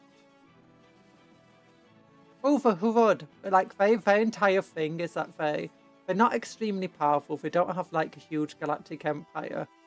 But no one wants to fight them. Because they have weird time magic powers where they just age you into dust. And, like, even Space Marines are not immune to it. Or even Custodians are not immune to it. So, yeah, they are crazy. I imagine Tyranids would not want to fight that either. There's also a large number of threats like ancient Xenos. There's a Xenos that the Orcs accidentally set upon the Imperium that apparently is originally from the Warp. Like, not even a demon, but some weird warp creature. That the Orcs' attempts to move attack moons caused it to leave the warp and land upon planets. Like the ways that preceded the attack moon's movements would push these creatures onto other planets and stuff. And those are extremely dangerous. Like, they could rip apart Space Marines. And they had these massive hives that existed underground. They populated really quickly. They're intelligent, they're fast, they're dangerous. They're not the only sort of creature like that. There's loads of weird magical creatures in Warhammer, especially if you read the Great Crusade stuff. There's another creature that's got a description very similar to the Tyranids, and it apparently only existed on one planet. But to wipe it out, it required the full efforts of the Lunar Wolves, the Blood Angels, and the Emperor's Children, and I think other chapters as well, not other chapters, other legions, and like loads of things, 3 different Primarchs on the planet, fighting this random Tyranid-like enemy that just existed in hives.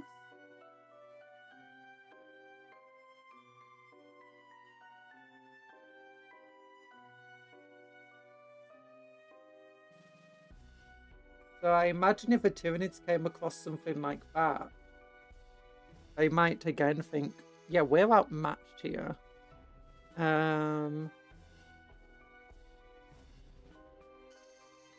Another theory says that Outsiders sealed in a Dyson sphere watched over by the Eldar, and he is calling for Tyranids into the galaxy, potentially. Although I think it's the Emperor and the... Oh, what was it called? The thing that originally... Like, we know for a fact it called the Tyranids into it. It was like this massive event.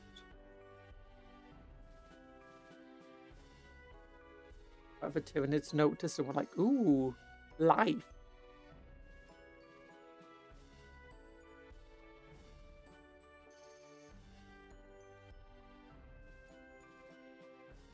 You've also got that weird, you know, there was a massive in the Great Crusade was a alien confederation.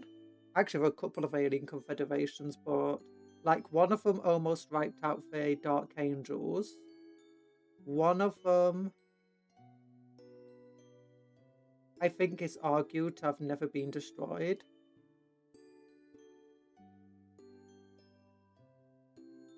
So, oh no. The Warhammer Galaxy is a very big place, and we only follow the big players, but the big players are not the only ones of the galaxy, and they're not the most dangerous ones of the galaxy either, arguably.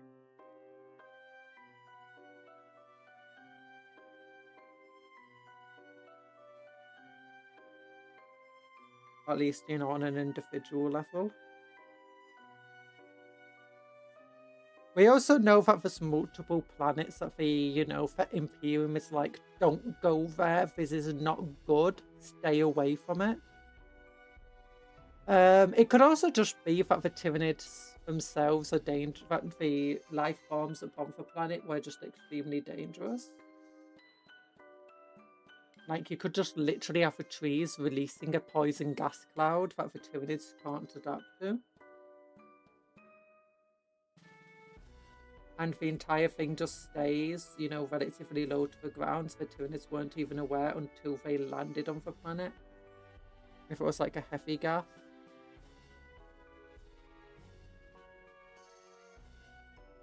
Does this look like water? Does it look as good as this side yet? Does it look better? Does it look... It's different. This side is more stylized. This side isn't as stylized. Oh, that's the issue. I wasn't using a reference. I was just using the other side as a reference. I'm not good at using my own work as a reference.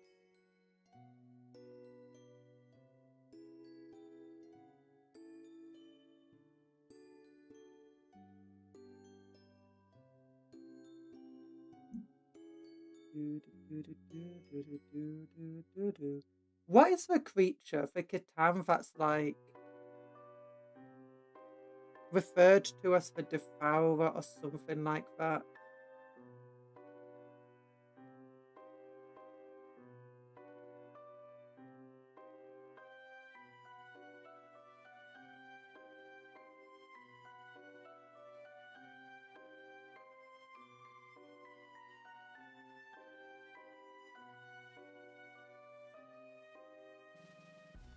If all we know, on a planet like that, it could literally just be Dark Age of Humanity technology. Like, you know, some sort of abominable intelligence controlling the planet. The Deceiver. No, not the Deceiver. There was one I read about, and it was... apparently it was like the hungriest Titan.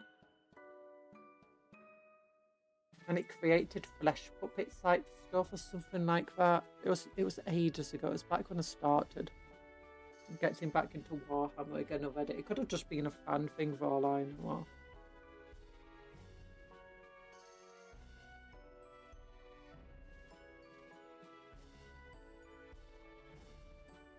But it was theorized that the hive mind is actually that Titan.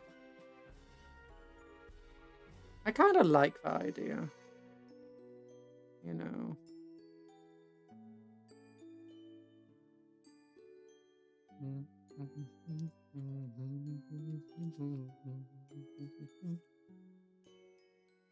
I don't want to make darker areas on it. I think might need more bar of blue actually. Highlighting areas on this side.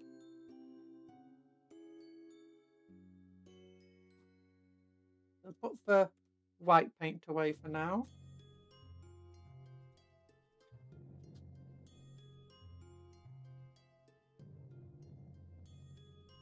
There we go.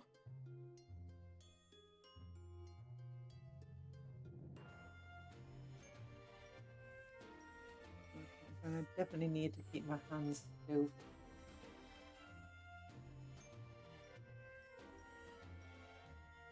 Because I don't want be removing too much white. I just want to be highlighting around where some of the white is. Bringing a bit more vibrancy back. That will help.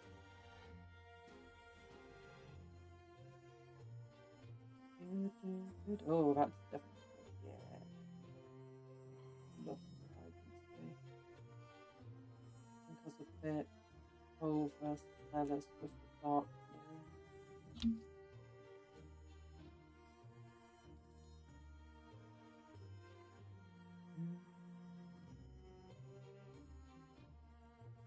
Oh gosh.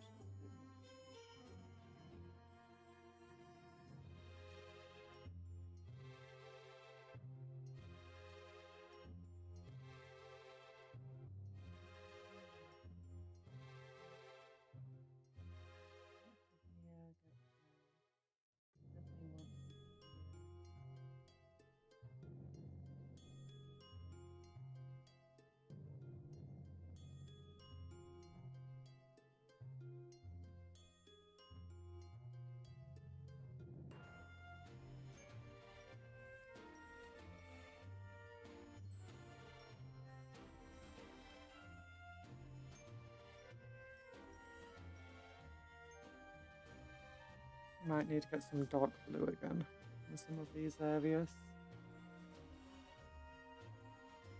That's fine. We make mistakes, we fix mistakes, we make more mistakes, and we fix those ones.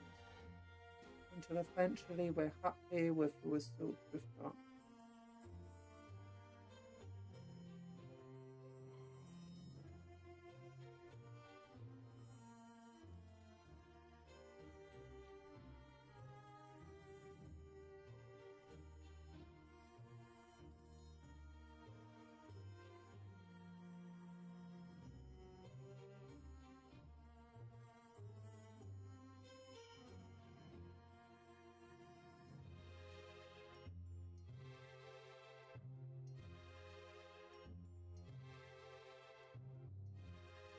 I don't know what all the can were.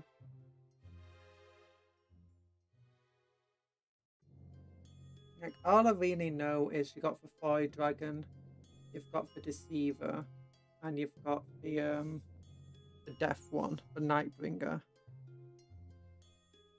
And now the Outsider.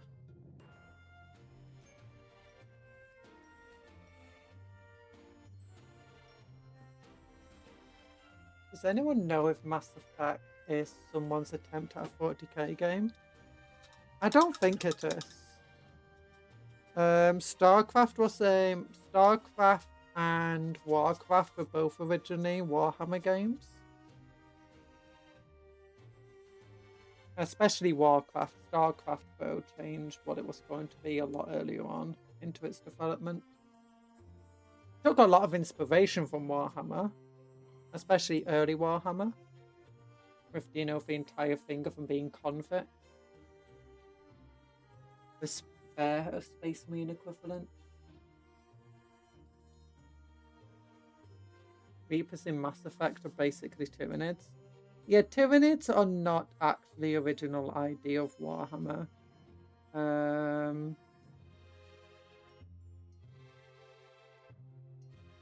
You've had, if anything, I think Mass Effect Reapers are probably more inspired by...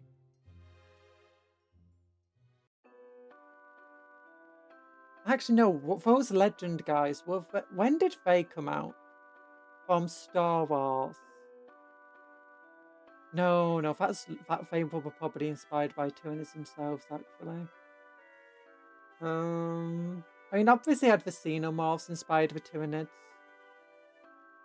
But what else has an threat coming from outside the galaxy? Because, I mean, obviously, anything of the past 20 years is probably inspired by the Tyranids. A threat coming outside the galaxy. The Python Scourge in the Warhammer game, not Warhammer game, in Stellaris. There's another Catan code for World Shaper and one code for Flayer, which created a virus when it was destroyed. Oh!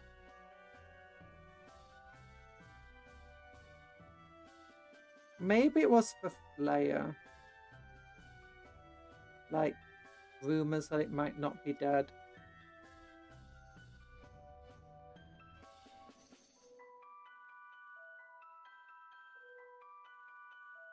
And it created it into something. I'd bet a lot to be a Sari of the Eldari.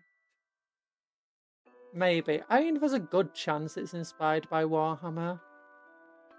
There's very few sci-fi things over past however many years that aren't. That being said, you got that. Is it called The Expanse?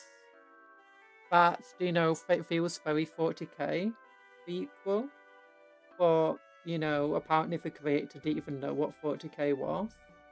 So it's like literally just complete coincidence that there's so much overlap between the two. And obviously then 40k was inspired by The Expanse because, you know, Games Workshop loves to throw cultural references into their work.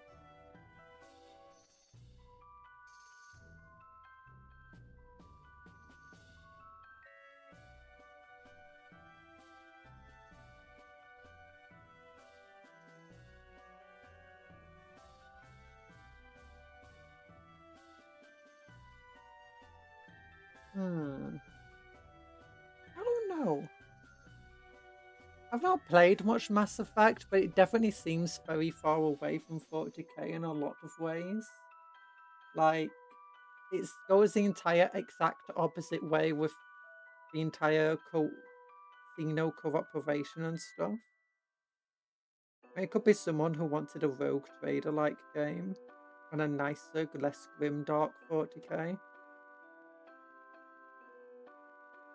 The Turian migrant fleet to be a craft world. You've got the what about that one race of dudes who gets very angry and they love to fight and stuff? And they're kind of reptilian. They're orcs. Just very friendly orcs.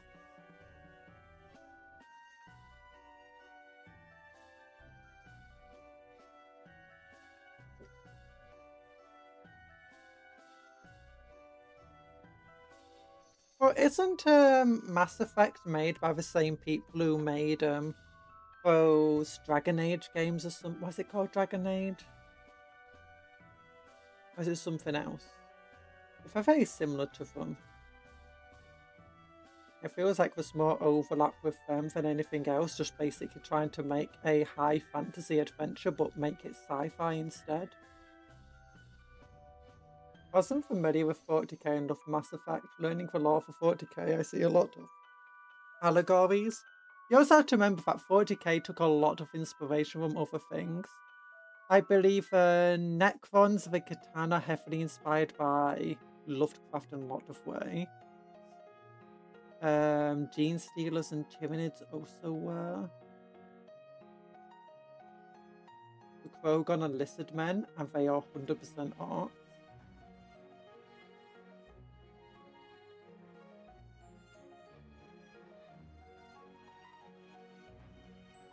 We also have to remember that literally 40k was, what if we take our fantasy game and set it in space? So we got the Empire, which is a Holy Roman Empire. Let's make it space. The Imperium. The Holy Imperium of the Emperor. Yeah, you know the elves? Eldari. You know the orcs? Oh, they just stay as orcs, but with a K this time. You know the Skaven will make them robot boys. Actually, originally the Skaven were meant to be in the game. Dwarves are the squats, obviously. But yeah, literally they just took all of the sorts of... And Warhammer took a lot of ideas from D&D. Obviously, I think it's more likely that sort of thing that they're going for, taking high fantasy ideas and just applying a coat of paint to them.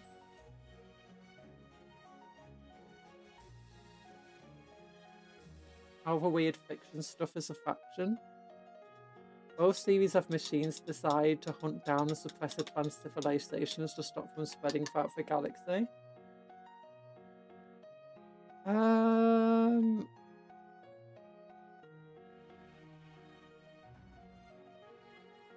Warhammer doesn't have that, does it?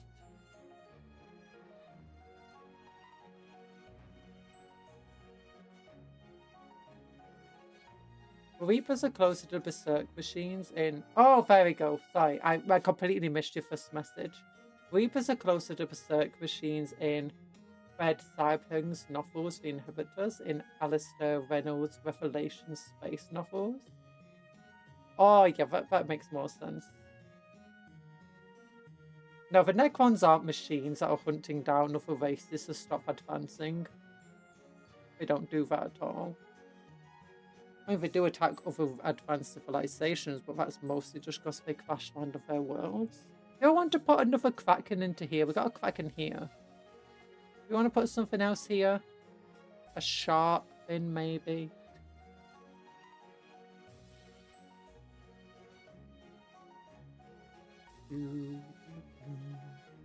Okay, I'm thinking this bit here needs to be black. Because when you look at it from the back, the blue there, kind of, yeah, that definitely needs to be black. At least this bit.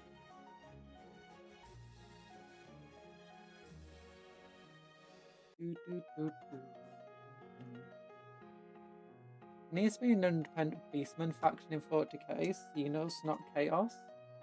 It wouldn't be Xenos, it would be Imperium. I mean, if any faction... What I think they need to do... Look, Beastmen are not popular. They weren't popular enough to stay around in Age of Sigmar. They weren't popular enough to get new models of 40k in Old World. What I do want, I want them to give us Slangar, Korngar, and Pestagar. For, you know, each of the monogod factions. I also want them to give us a Beastman character. And potentially a Beastman character for each of the other ones as well. And then I want them to give us an Imperial Agents Beastman unit or an Imperial Guard Beastman unit.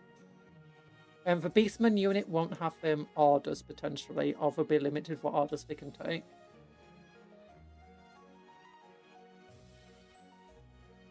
Would effectively be fast-moving infantry for guardsmen, I imagine.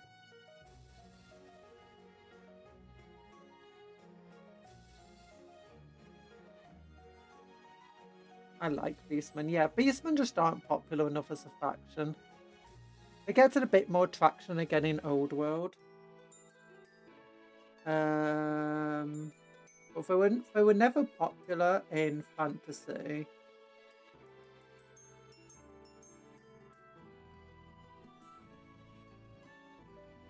They were never popular in Age of Sigmar. I want Space Wars with a Fenrisian rules. Yeah, that sounds fun. I do hope that they give us more types of Beastmen for 40k though. I do like my I just hope that they're not 40 quid models. Because right now, the Felgar being 40 quid models is what puts me off them. If they're going to be 40 quid models, please give them good stats and like some points value then. Because right now, there's very few reasons to take a Beastman unit. Like, the only reason I'll take it is because it's 60 points and it can do... I think it can infiltrate. That's like the only reason to take it. To just do some movement blocking of your opponent for a little bit. It could possibly be considered a Beastman stand-in. Potentially, actually, yeah. And they are popular. Root to Tau. Tau bad. No, Tau are great. Also, Kroot aren't Tau. You can literally make yourself a completely Kroot faction without using any Tau anymore. They've got 3 different characters. They have 2 different infantry units. They have Kroot Hounds as well. And they've got Kroot Carnivores, which can be taken as battle line in the correct army. I believe they can, or can they not be taken as part of the line anymore? Either way, they can come into squads of 20. You've then got the 4 Stalkers, which are a bit more elite, and they come in squads of 10. You then have Recruit Hounds, which I think can come into squads of 10 or 5. Then you can take the Krutox Rider with Gun, or you can take the Krutox Rampagers, which are the melee variant. And hopefully we're going to get a great plastic Great to Carnivore at some point, which will Great to Narlock, sorry, which will come with a big old anti-tank gun on it. They do have a crew to kill team. I thought it just stopped being a crew to kill team. It just came back into normal Warhammer. Literally today. I don't know if it can still... I think it's still supported until the next edition of Kill Team comes out.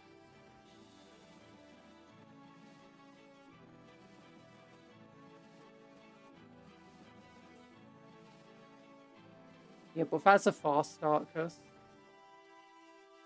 They also need to add that many Harlequin units. I don't know. Harlequin never really were a big factor in terms of so many units. We do have quite a few units now. I need a Harlequin anti-tank mimes.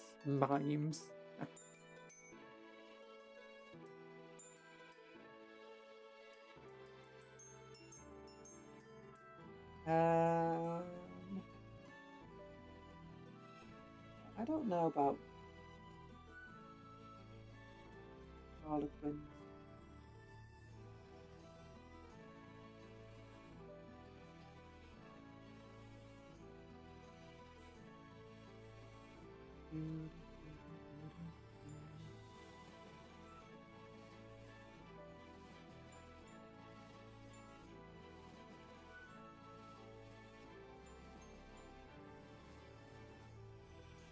A Harlequin what got me interested for. I used to love the Harlequin. I wanted to make a Harlequin army, but then they said you can't.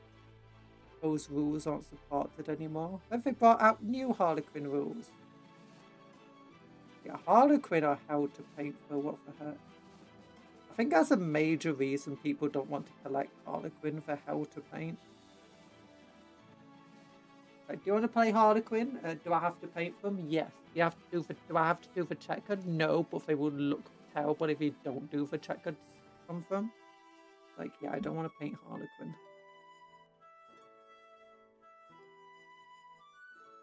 People will just think the standard Eldar if you don't paint the checkers.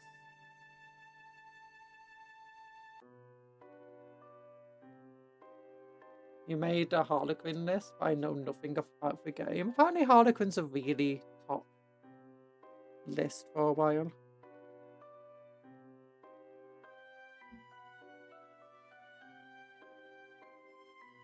Yeah, I don't know much about the Harlequins and what they're capable of. Like where the good and bad is. I know that people argue they should be much better on the game than they currently are. They should be custodial level. I very much argue that it's true. They should be custodial level.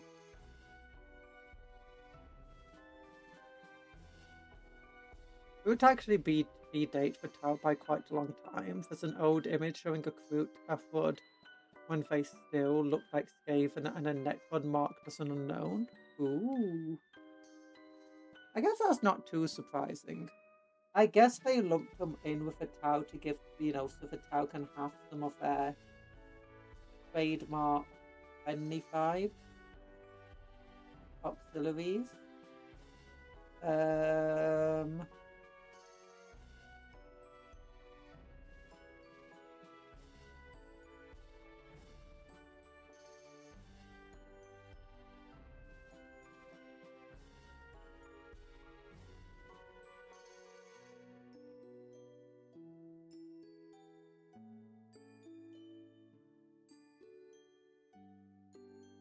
But also because the Tau are cool.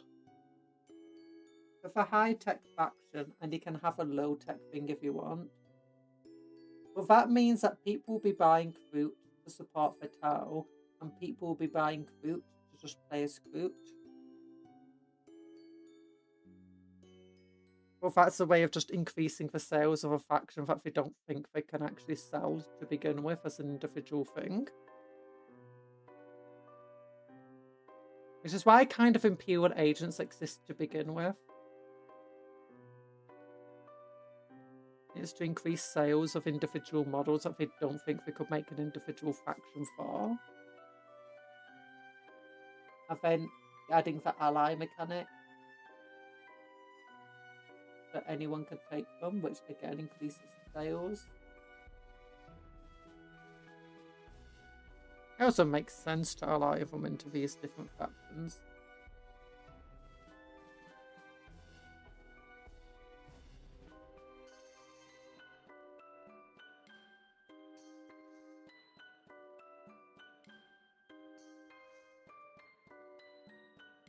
Yeah, it looks a lot nicer already. With that like that.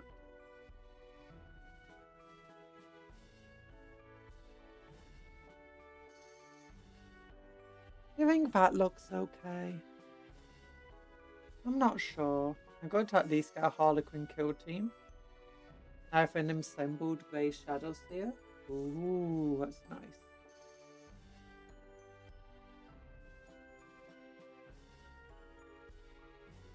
I was thinking about adding Harlequins to my Corsair army.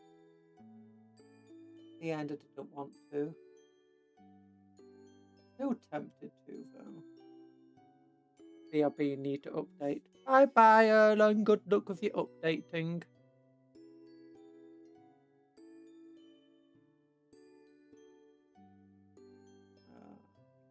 Thinking next week we'll... I was hoping I'd actually might get closer to finishing this. Because I need to do these bits as well. Maybe on Monday. Oh no, yeah, we're gonna hopefully. It's Saturday today, isn't it? Yeah. So tomorrow we can finish painting this thing. And then maybe tomorrow we can work on basing them.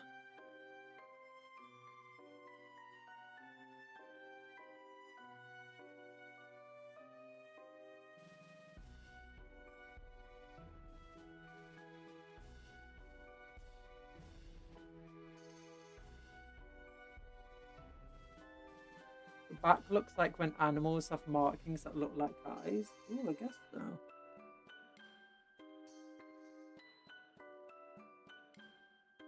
One of the fun things about humans is, do you know what our shape recognition capability is, where we can like see pictures as things? It's not uniquely human, but it's seen as a prey instinct. So it's a way of, you know, recognizing camouflage shapes.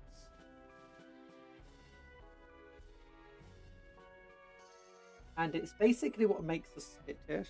It's like why horses and stuff are so skittish, because they see everything as a potential predator. They see things that aren't there. And humans do the exact same thing. But it's also what makes us extremely good predators, because we're omnivores, so we prey, but we're predators too. But it's like a lot of our things that made us very good at avoiding predators and for staying alive also made it very good at like, oh look, that thing is you know, it's camouflaged. I can hunt that.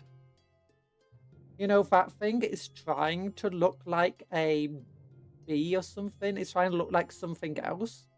But I have good enough eyesight and color and shape recognition capabilities, and, you know, ability to tell colors apart really well, that I can see what it is or what it actually is.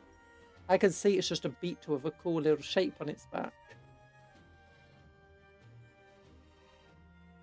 Is a squirt manda. It's not a squirt manda. Hi, Hecate Scarlet. This is a Cuptle, a cupcake turtle. Cupcake turtle. Wait, can we bring Cuptle out with yeah, let's see. Cuptle's got a little hat on. Cake turtle. You can see the sprinkles on the back.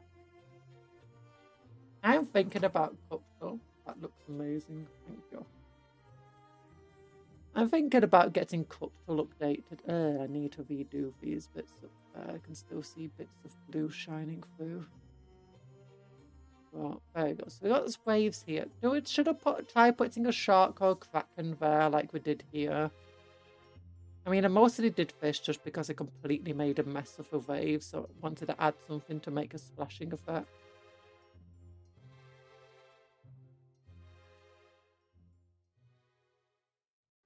Close enough. Yeah, Cuptle keeps getting mistaken for a char turtle. A chartle. A Charmander Squirtle. Okay, I can put this on now. And be like, there we go.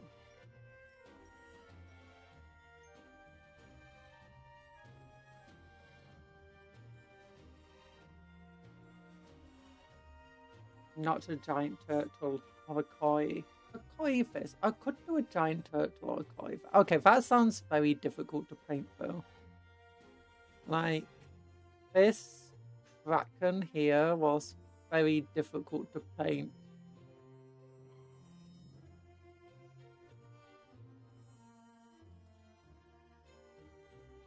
A giant turtle. I guess I could try doing it under the waves. Use some Gargunter flesh.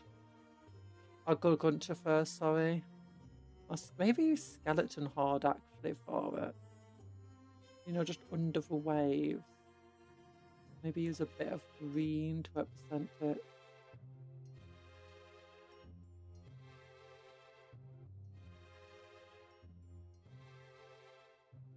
I would put a shark here, like splashing out of there, but there's just too much in the way in terms of like just things popping out. I'll just make it impossible to paint. Well, not impossible, but way too difficult and way too hard to see what it actually meant to be, except from a specific angle. Okay, now the important thing is, how does it actually look from like these different angles? That angle is a good angle. This angle is less good. I'm going to move this. It's a bit better, I guess. I guess that's vibrant ocean going into dark ocean. So it screams out Asian influence. I like it. A koi could work. Yeah, I was inspired by the Great Wave art. Actually, more accurately, art inspired by the Great Wave art. Mostly art that was inspired by it because I had other waves on as well. It may or may not have turned out. This side, you can see I was definitely paying much more attention to the reference. You can see just how stylized it is on this side. This side, I was still paying attention to the reference. And then today, I was just like, okay, I just use my own. I just look at this whenever I need to use a reference.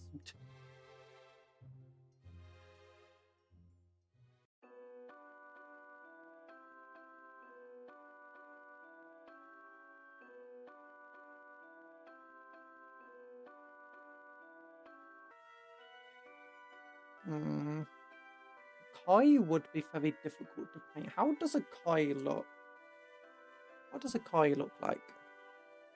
I need to know. References, work with me. And that's a shoe,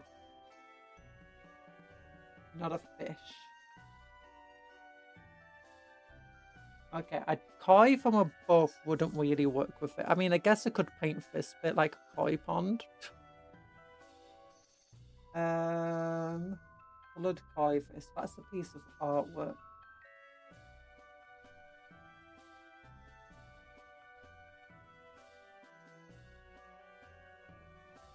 Koi look different from what I anticipated. They just look like giant goldfish.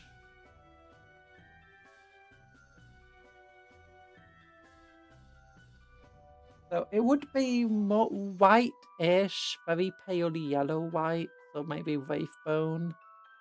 And orange would be the colours I'd go with. So what I would do is paint Wraithbone here in a rough koi shape. And then get the orange out, squig orange maybe, and go putting patches onto it.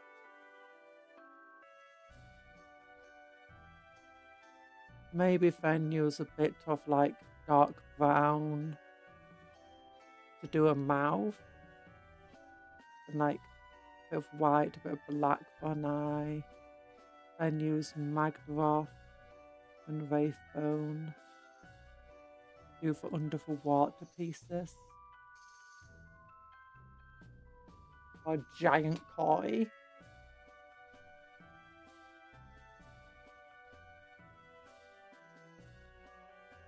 Sounds good. Sounds very difficult. And I could just ruin everything I'm doing. Oh, I could give it a go. Where's my Wraithbone? So, paint. Okay, I've got these combat patrol boxes. What's this?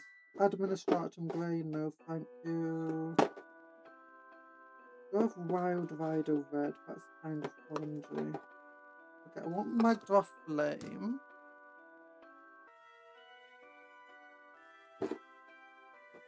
I want Squig orange would be good.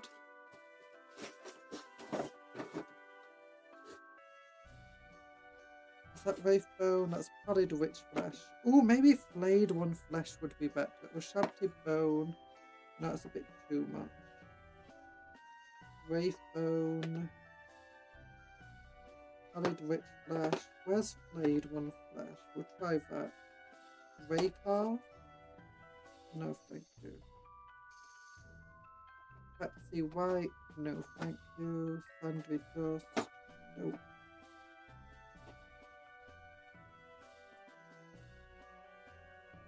Thorax White.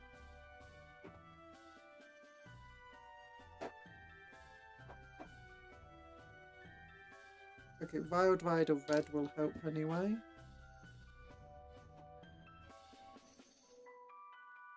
A bunch of let's get some of that out.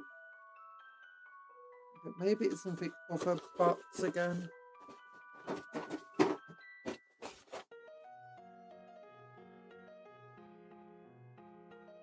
No, it's in that first spot. Wait, is this Flayed One Flesh? Ah, there's Flayed One Flesh. I had it out earlier. And back. Hi, back. Hi, Riddle. How you doing? I hope the day's treating you well. I think it is. We painted this today on the back part. Wait, I need to do black up here. Oops. Getting ahead of myself.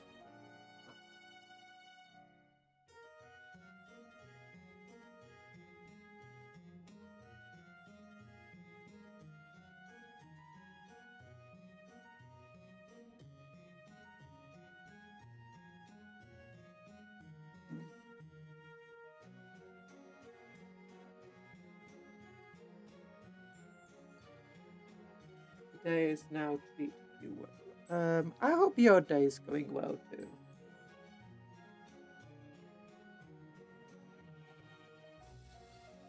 I am currently struggling to paint.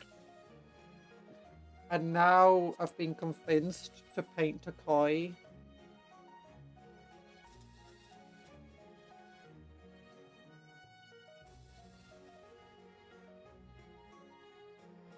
I think that looks a lot better than this. Or maybe it's the other way around. Maybe this side looks better than the other side. I don't know.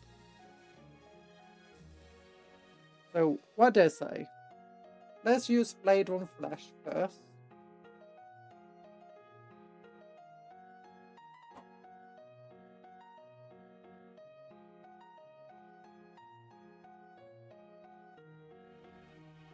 Oh, we need a rough, rounded shape. Oh, there's actually a bit of something sticking out here, actually. Let's get the other way. I could do it. Oh, there's not a lot of good flat faces here to paint. I guess I'll just do it here anyway.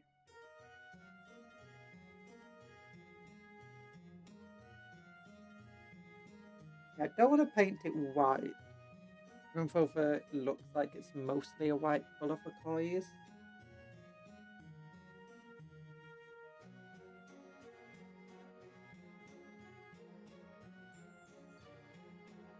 Do they have a fin on the back? They kind of do, actually.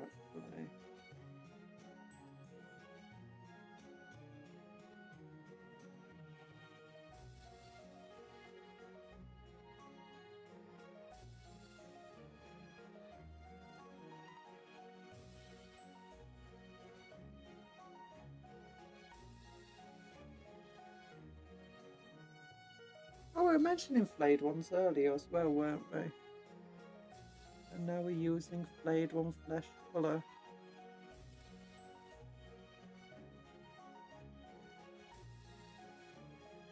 Okay, let's do a fin on the back.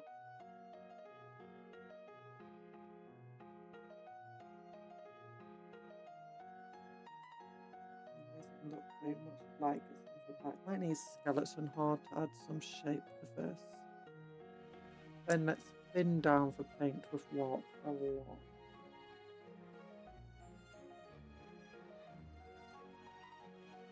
I don't want much from my brush, I just want paint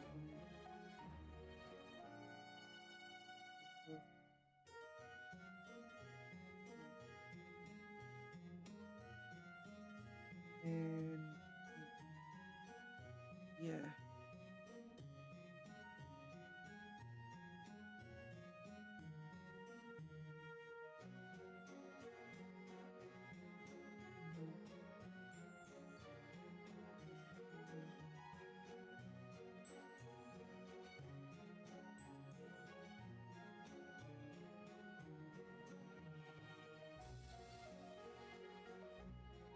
There we go. It should be slightly displaced.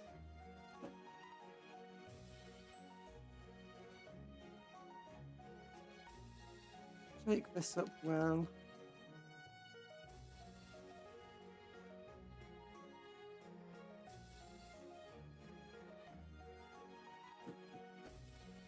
I'll use some skeleton hard here. Thanks. I can't say I'm doing too good. Depression or whatever is going. It can give up. I managed to get groceries, so it's like, that's good. Sometimes just doing the daily task is its own triumph. I know there's plenty of days where I struggle to do anything.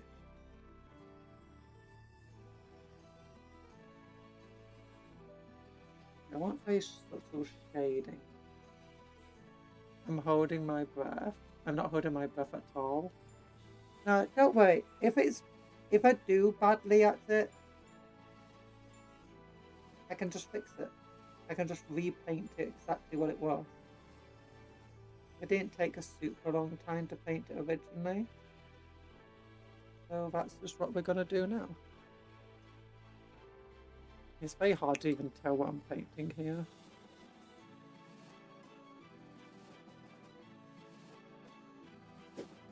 Okay, so Wild Rider Red, I think. I mean, it calls itself red. Oh gosh, that's not closed well at all. Oh. Not have shaped that. Yeah, I need to. Oh, well, we need to let that dry anyway, otherwise it'll clump up. Where's my... I've got a file somewhere that I used to fix these paint pots. Where's my file?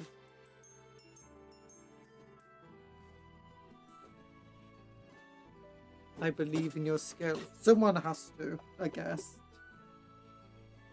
Where would have I put it? Where would have I put a file of all things?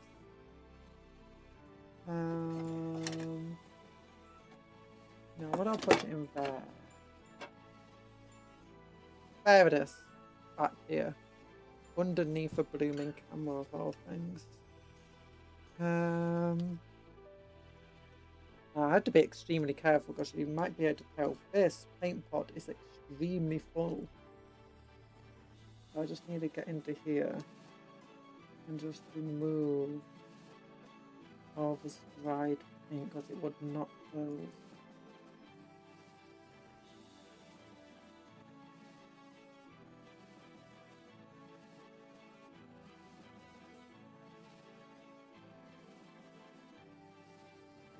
I have the base here. Get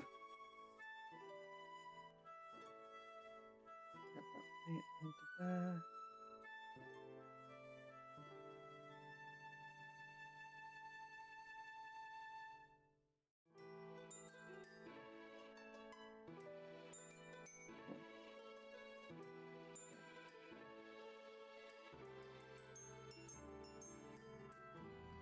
Paint all over my gloves now.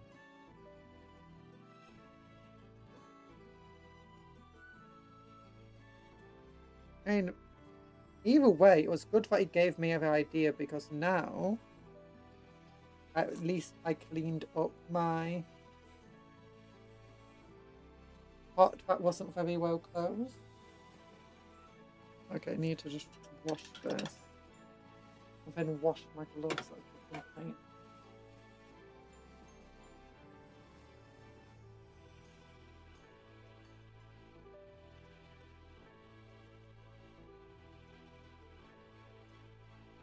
Oh, paint off. There we go. Yeah.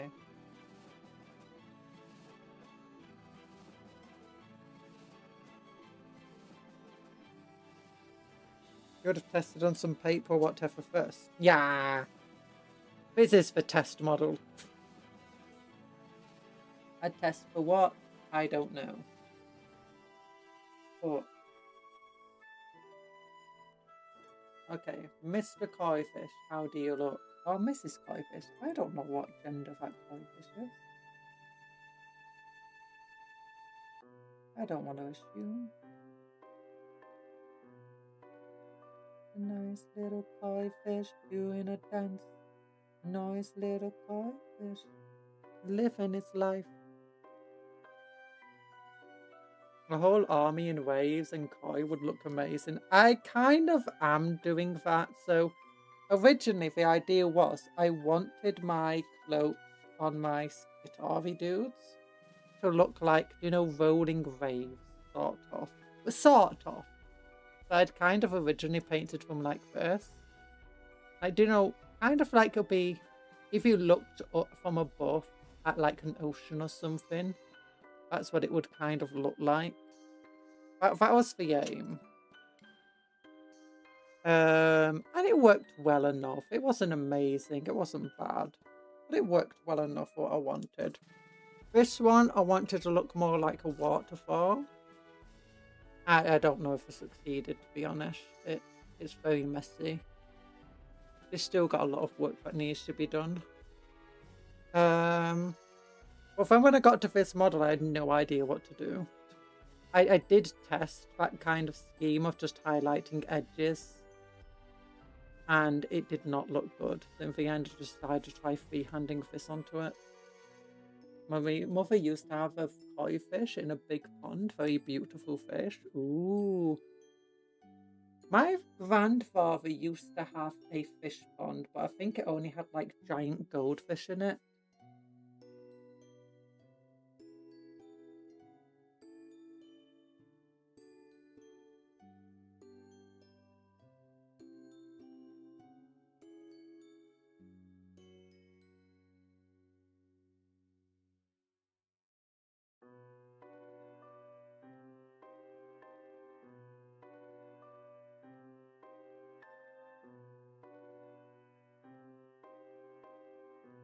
It was a very murky fish pond.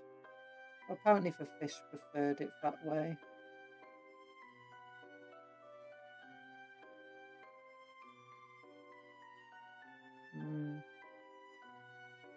Might need to go back with some knowledge.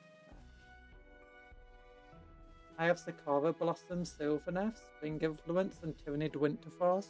I have seen Sylvaneth Sakura Blossom. It's the thing that most makes me want to have, you know, a Sylvaneth army.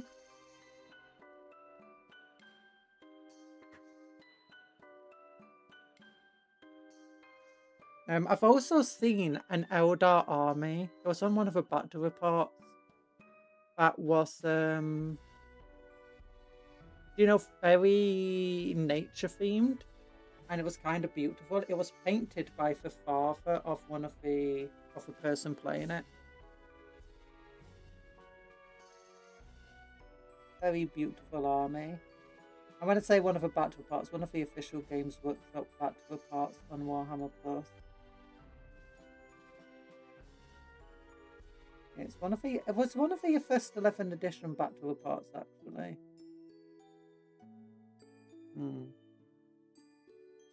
Okay, it's kind of coming along. Maybe I painted it a bit too small.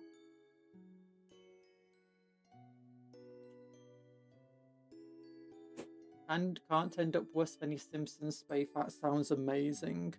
Wait, do you have a Mendoza Simpsons Space Marine? If you've not heard of Simpsons posting, you got Lemon posting, Liver and Onions posting, Mendoza! And what else is there? Lemon posting. I have a Marnius Kelgar as that sounds amazing. Marnius Kelgar would be Lisa. You don't know Mendoza, the hit film in fact was told across multiple different Simpsons episodes. So Mendoza is an enemy of Rainers Wolfcastle's character in the McBain films in the Simpsons universe.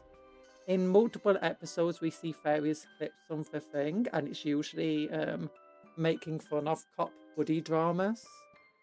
What's the big one it makes fun of? Is it the Lethal Weapon series?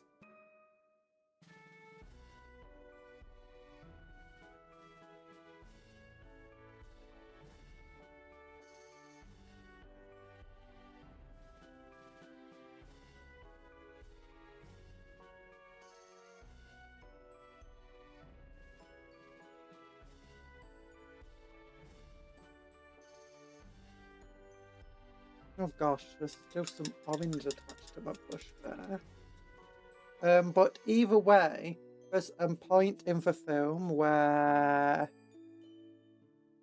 or one of the clips, where when McBain's character, well, McBain's best friend, like his buddy cop friend, gets shot and killed, and he's like, "Do one thing for me, get Mendoza." It's like gives 1,000 red flags before dying. Other McBain's like, "No, Mendoza!" And then in a later clip from a different episode, you see him beating up Mendoza, and then again in another clip.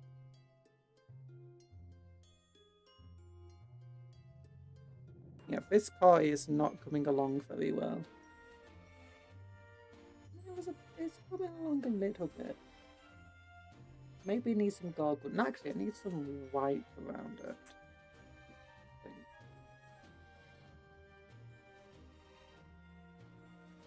Let's create some rippling wave.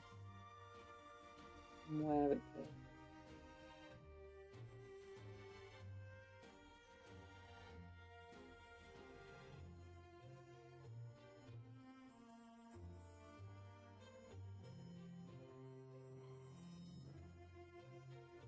Yeah, if you can't tell, I kind of like The Simpsons. I also watch these Simpsons histories, YouTube things, which are very fun and very silly.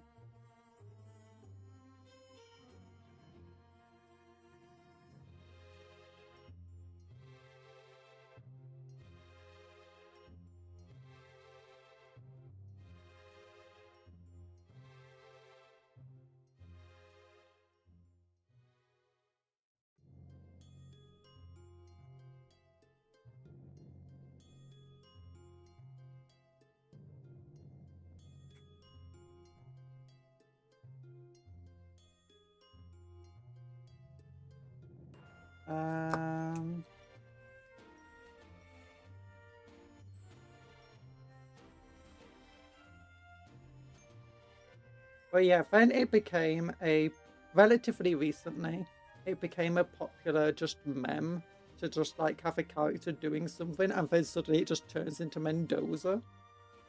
Like McBain's head edited or face edited over, just screaming Mendoza. I went to RopeCon yesterday, a big roleplay. RopeCon. Wargame Nerdiness Convention. Lewis Sugden of Rogue Hobbies had a presentation there, and I bought a plushy space marine. His name is Stoilicus. Oh, I don't know who Lewis Sugden is, or Louise. Wait, Lois? Is it Lois? Lewis? Lois? Louise? Look, I don't know names. But the plushy space marine sounds very, very fun. I've got some plushy models, some plushy things. I got for plushie, do you know the Dark Angels, if they have their little helper friends? I've got one of them as a plushie. He's holding a little Dark Angel helmet. A Squig and a Skaven Deathmaster.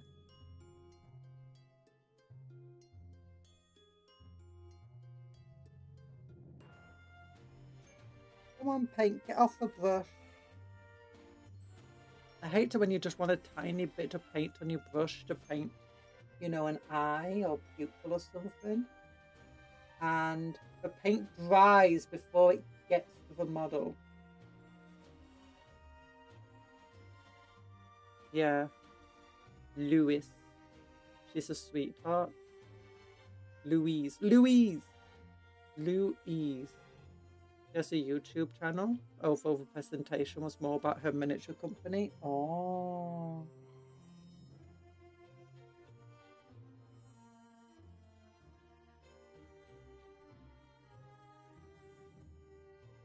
Come on! Get off the brush.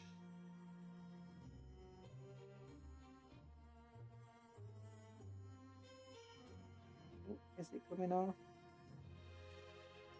No, not really.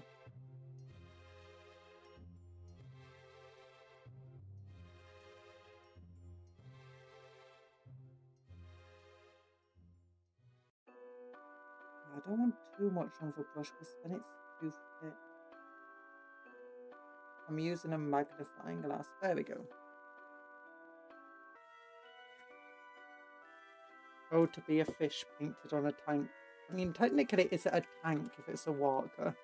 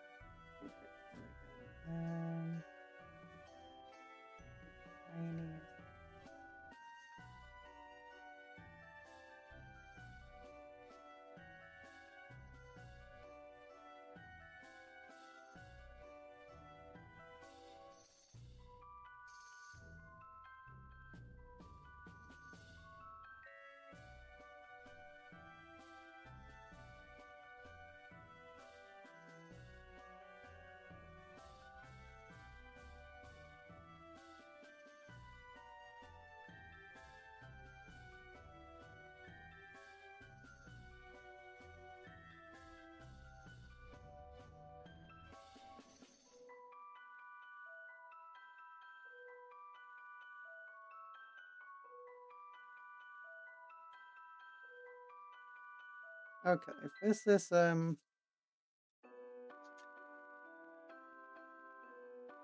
the best. Very hard to have the detail of a koi fish at this small scale.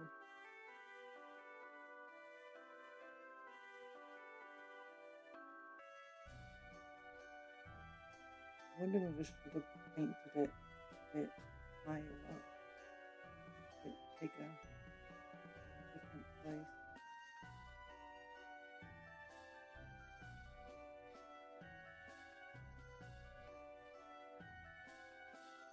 I'm gonna retire McBain. I bought a both. Code for living forever.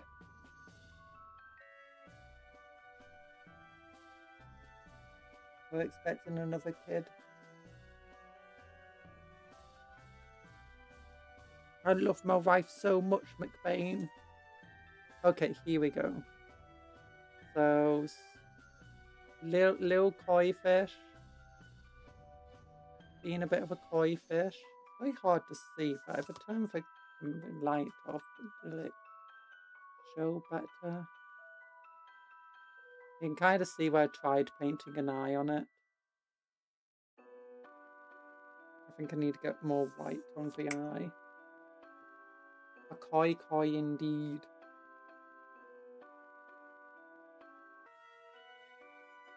Don't know if a mouth was a good idea.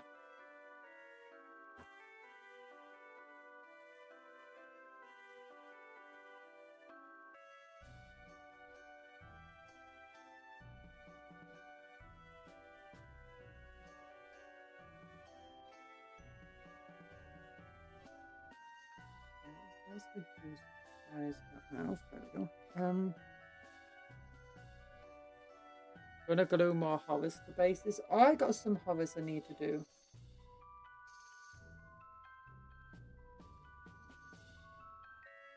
Good luck with your horrors. I'm glad you got some energy.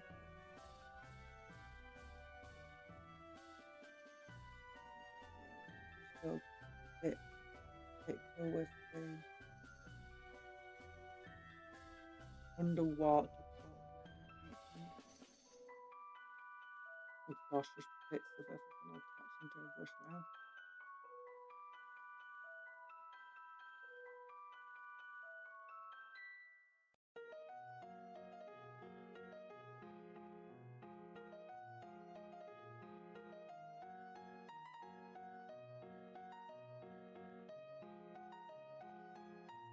Do koi fish have big toes? They do, and they're usually not orange from these pictures.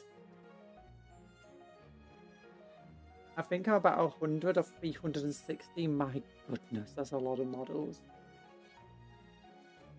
I'll be ready for when GW stops being cowards and lets them split easier. Yeah, I decided not to go for pink horrors in my army. I just went for blue horrors. 2 reasons. I wanted 2 burning chariots and I couldn't afford both of them. And 2 pink horror units. Because that fought for a 2,000 point Night Lord army. So, you know. How much pile of shame do you have left? Pile of shame? Do you mean painting models to paint or models to build? Models to build, I'm getting through very easily. So that's a pile of... That's what I call the pile of shame. The pile of grave, though, that's ever increasing. There's no end to it.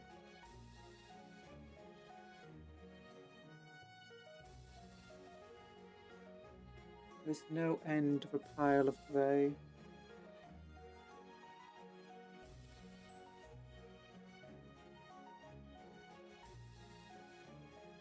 Okay, there we go. Kind of getting the tail in now. Pile of shame is usually unpainted. Now that's a pile of grey.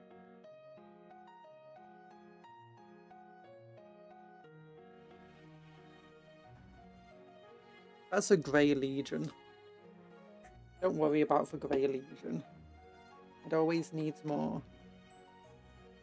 So where's Talasar Blue? If I have a very watered down version of it, it might work well. Hi, Theon. How you doing? All hail the pile of shame. It's true. Hail the pile of shame. I decided to call it a pile of shame. I don't want to feel shame over not getting stuff done the moment I buy it. Yeah. I have the same issue.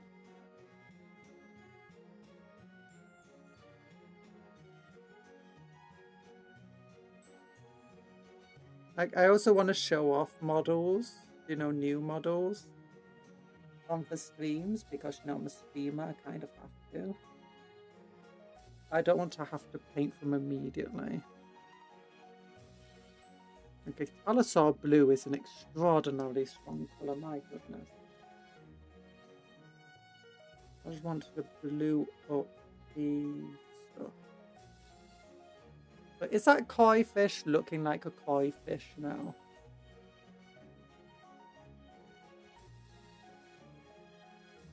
Barely. Okay, if there's too much orange on it, I need to get some more flayed on flesh on it. It's cute. Thank you. Oh my gosh, it's 15 minutes past 7 already. So hopefully the koi fish should be finished soon. And then tomorrow we'll just work on the leggy legs and this bottom part. And try figuring out what we want to do with the roof. If anyone's got any ideas, maybe we just paint it black. Maybe I could try painting it like a koi pond, but that sounds impossible. Like, just look at how many details are on this. That feels like it'll be an impossible task.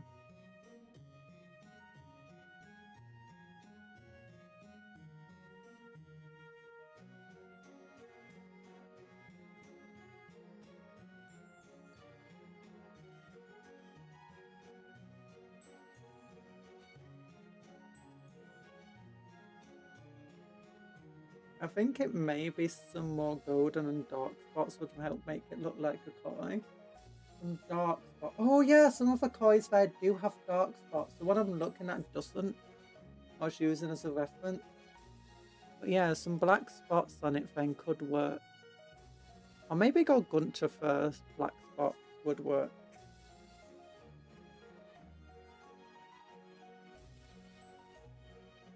Let's go with Gunter first. Because it's a bit easier to control from the black paint.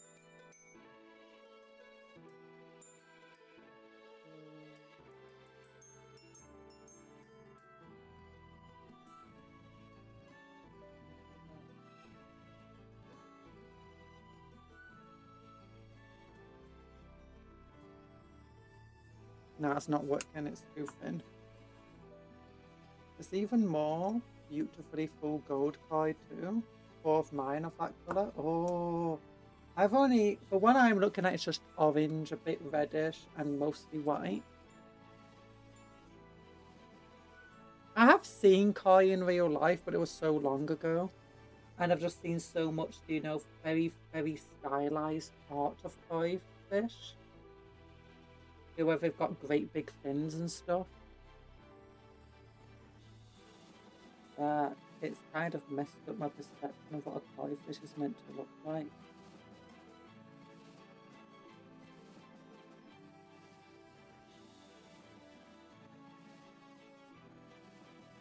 Okay, there's some black spots out. The black spots are a bit much now.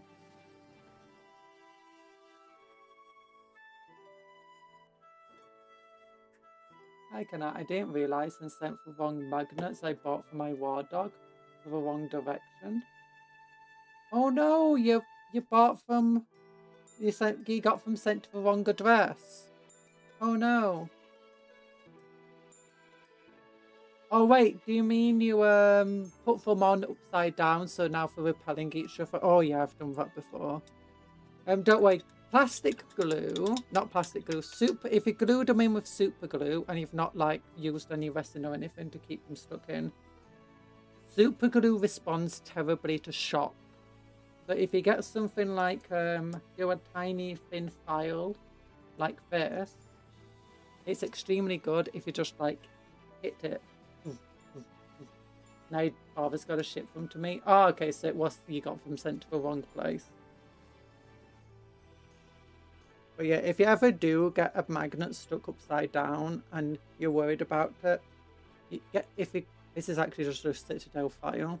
You just take it and then you just whack it. Whack it. Whack the edge of it especially because they're not very good at that sort of sideways shear forces. Shear forces and shock force they're terrible with. Which is why whenever you drop a model that's like being put together with super glue or too hard like that, parts of it might break off that never even touched the ground or anything. Koi scale colouring sometimes resembles Chinese letters and numbers that are often sold for a lot of money. Oh. Perfect magnets are jump pack. All koi are great. If next year's season goes well, I should hit 300 in your 300 in your ponds. My goodness. The pond my grandfather had was very small. Like, I think only like half a dozen fish. They're very big fish, but like only half a dozen could actually live in it. I don't think it was very deep, but I do think that it did go a bit underground. Which I think is also one of the reasons it was so dirty. I'm looking at it more. Maybe I don't need to do any more work on it.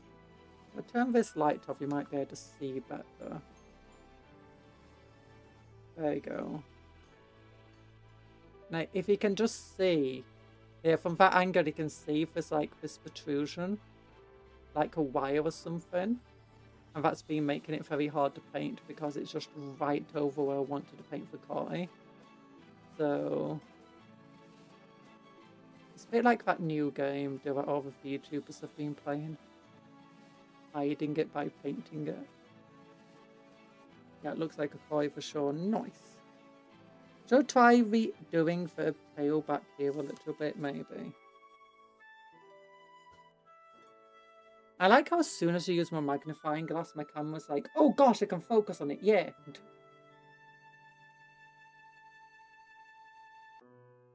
That's been such a cheat for figuring out how to get my camera for you guys to see what I'm looking at in the same detail. Although when I do fish, you can see just how terrible my actual freehanding is.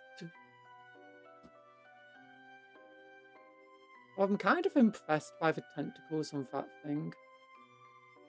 Like, I did not expect the Kraken to look that good.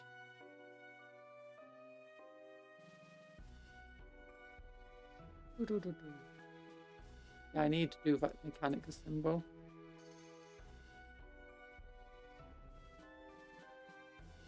Okay, yeah, I think that koi fish is good enough then. A giant koi fish in a pond. So, hey, what I could do. Let me go into here. Is this some art? Yeah, I think this is art. Painted fish. Oh, I don't want to get the link open. There's a photo. That's AI art. So. Now, I think this, I'll show you, is a drawing of some koi fish. I could try painting something like that with my very, very minimal skill on the extremely detailed top of the roof. I think that might be a bit beyond my skill level. Just a tiny bit, a tiny little bit, you know? But new pre-orders, yay! Yeah, it's already sold out, don't worry about it. Now, if it done it like any time before, just keep an eye on the web store. Sometimes they'll do things like Stop Scalpers, where like over the next few days, you might suddenly find more boxes available. If you do want it, just keep an eye on the store for the next few days or even a couple of weeks. So yeah. This, remember, is not the painted version, nor are these the painted versions. These are the unpainted versions that you can get. Yeah, if you scroll down, it tells you it's the unpainted version. The painted version is coming out next week. Not next week, sometime later, they said. Spectre Squad is £42.50, but expensive. These guys are all out of Kill Team now, so they're a little bit cheap. These guys are only £38.50, it turns out. I'm so surprised. And only for 5 models. 5 models have a lot of spare bits, though. But yeah, pretty cool models. Tactical Squad's finally got a release, so has the Assault ones. Paperback books. French and German books. Oh, but yeah, so tomorrow we will get back to painting this model. Doing the legs and stuff. Then we'll do like this bit. Then all I need to do is basically the metal and the roof and the red bits for highlights on them. Then we'll have a basis to do, which we'll maybe do next week, but I want to do some test basis. I'm thinking Armageddon Dust Technical for sand, and then I want to use some of our new UV resin stuff to do the water base effects. I also need to finish this model off. I've been trying to paint it off stream, but it's just trying to find the time.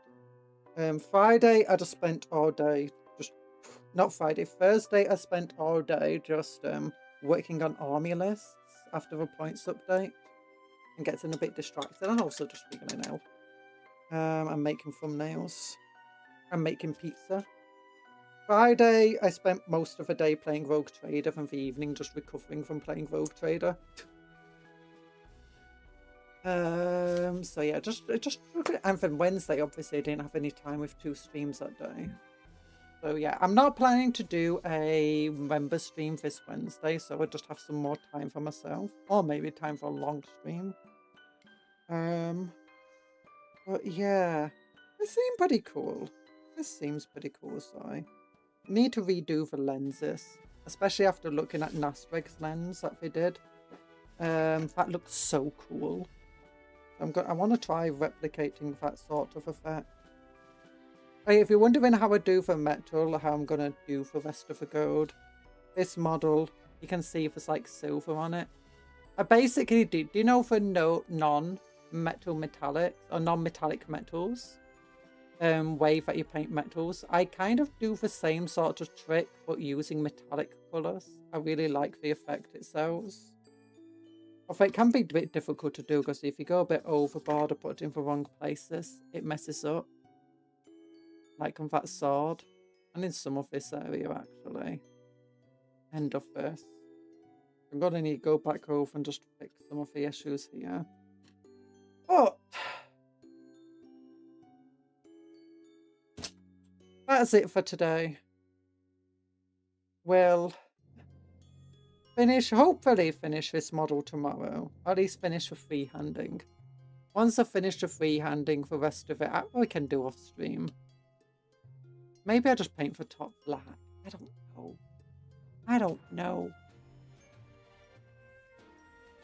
I did not expect to be painting a koi today. Thanks for the stream. Bye-bye, everyone. Bye-bye, everyone. Wait, we got raided today. I got plenty of people. Is anyone live right now?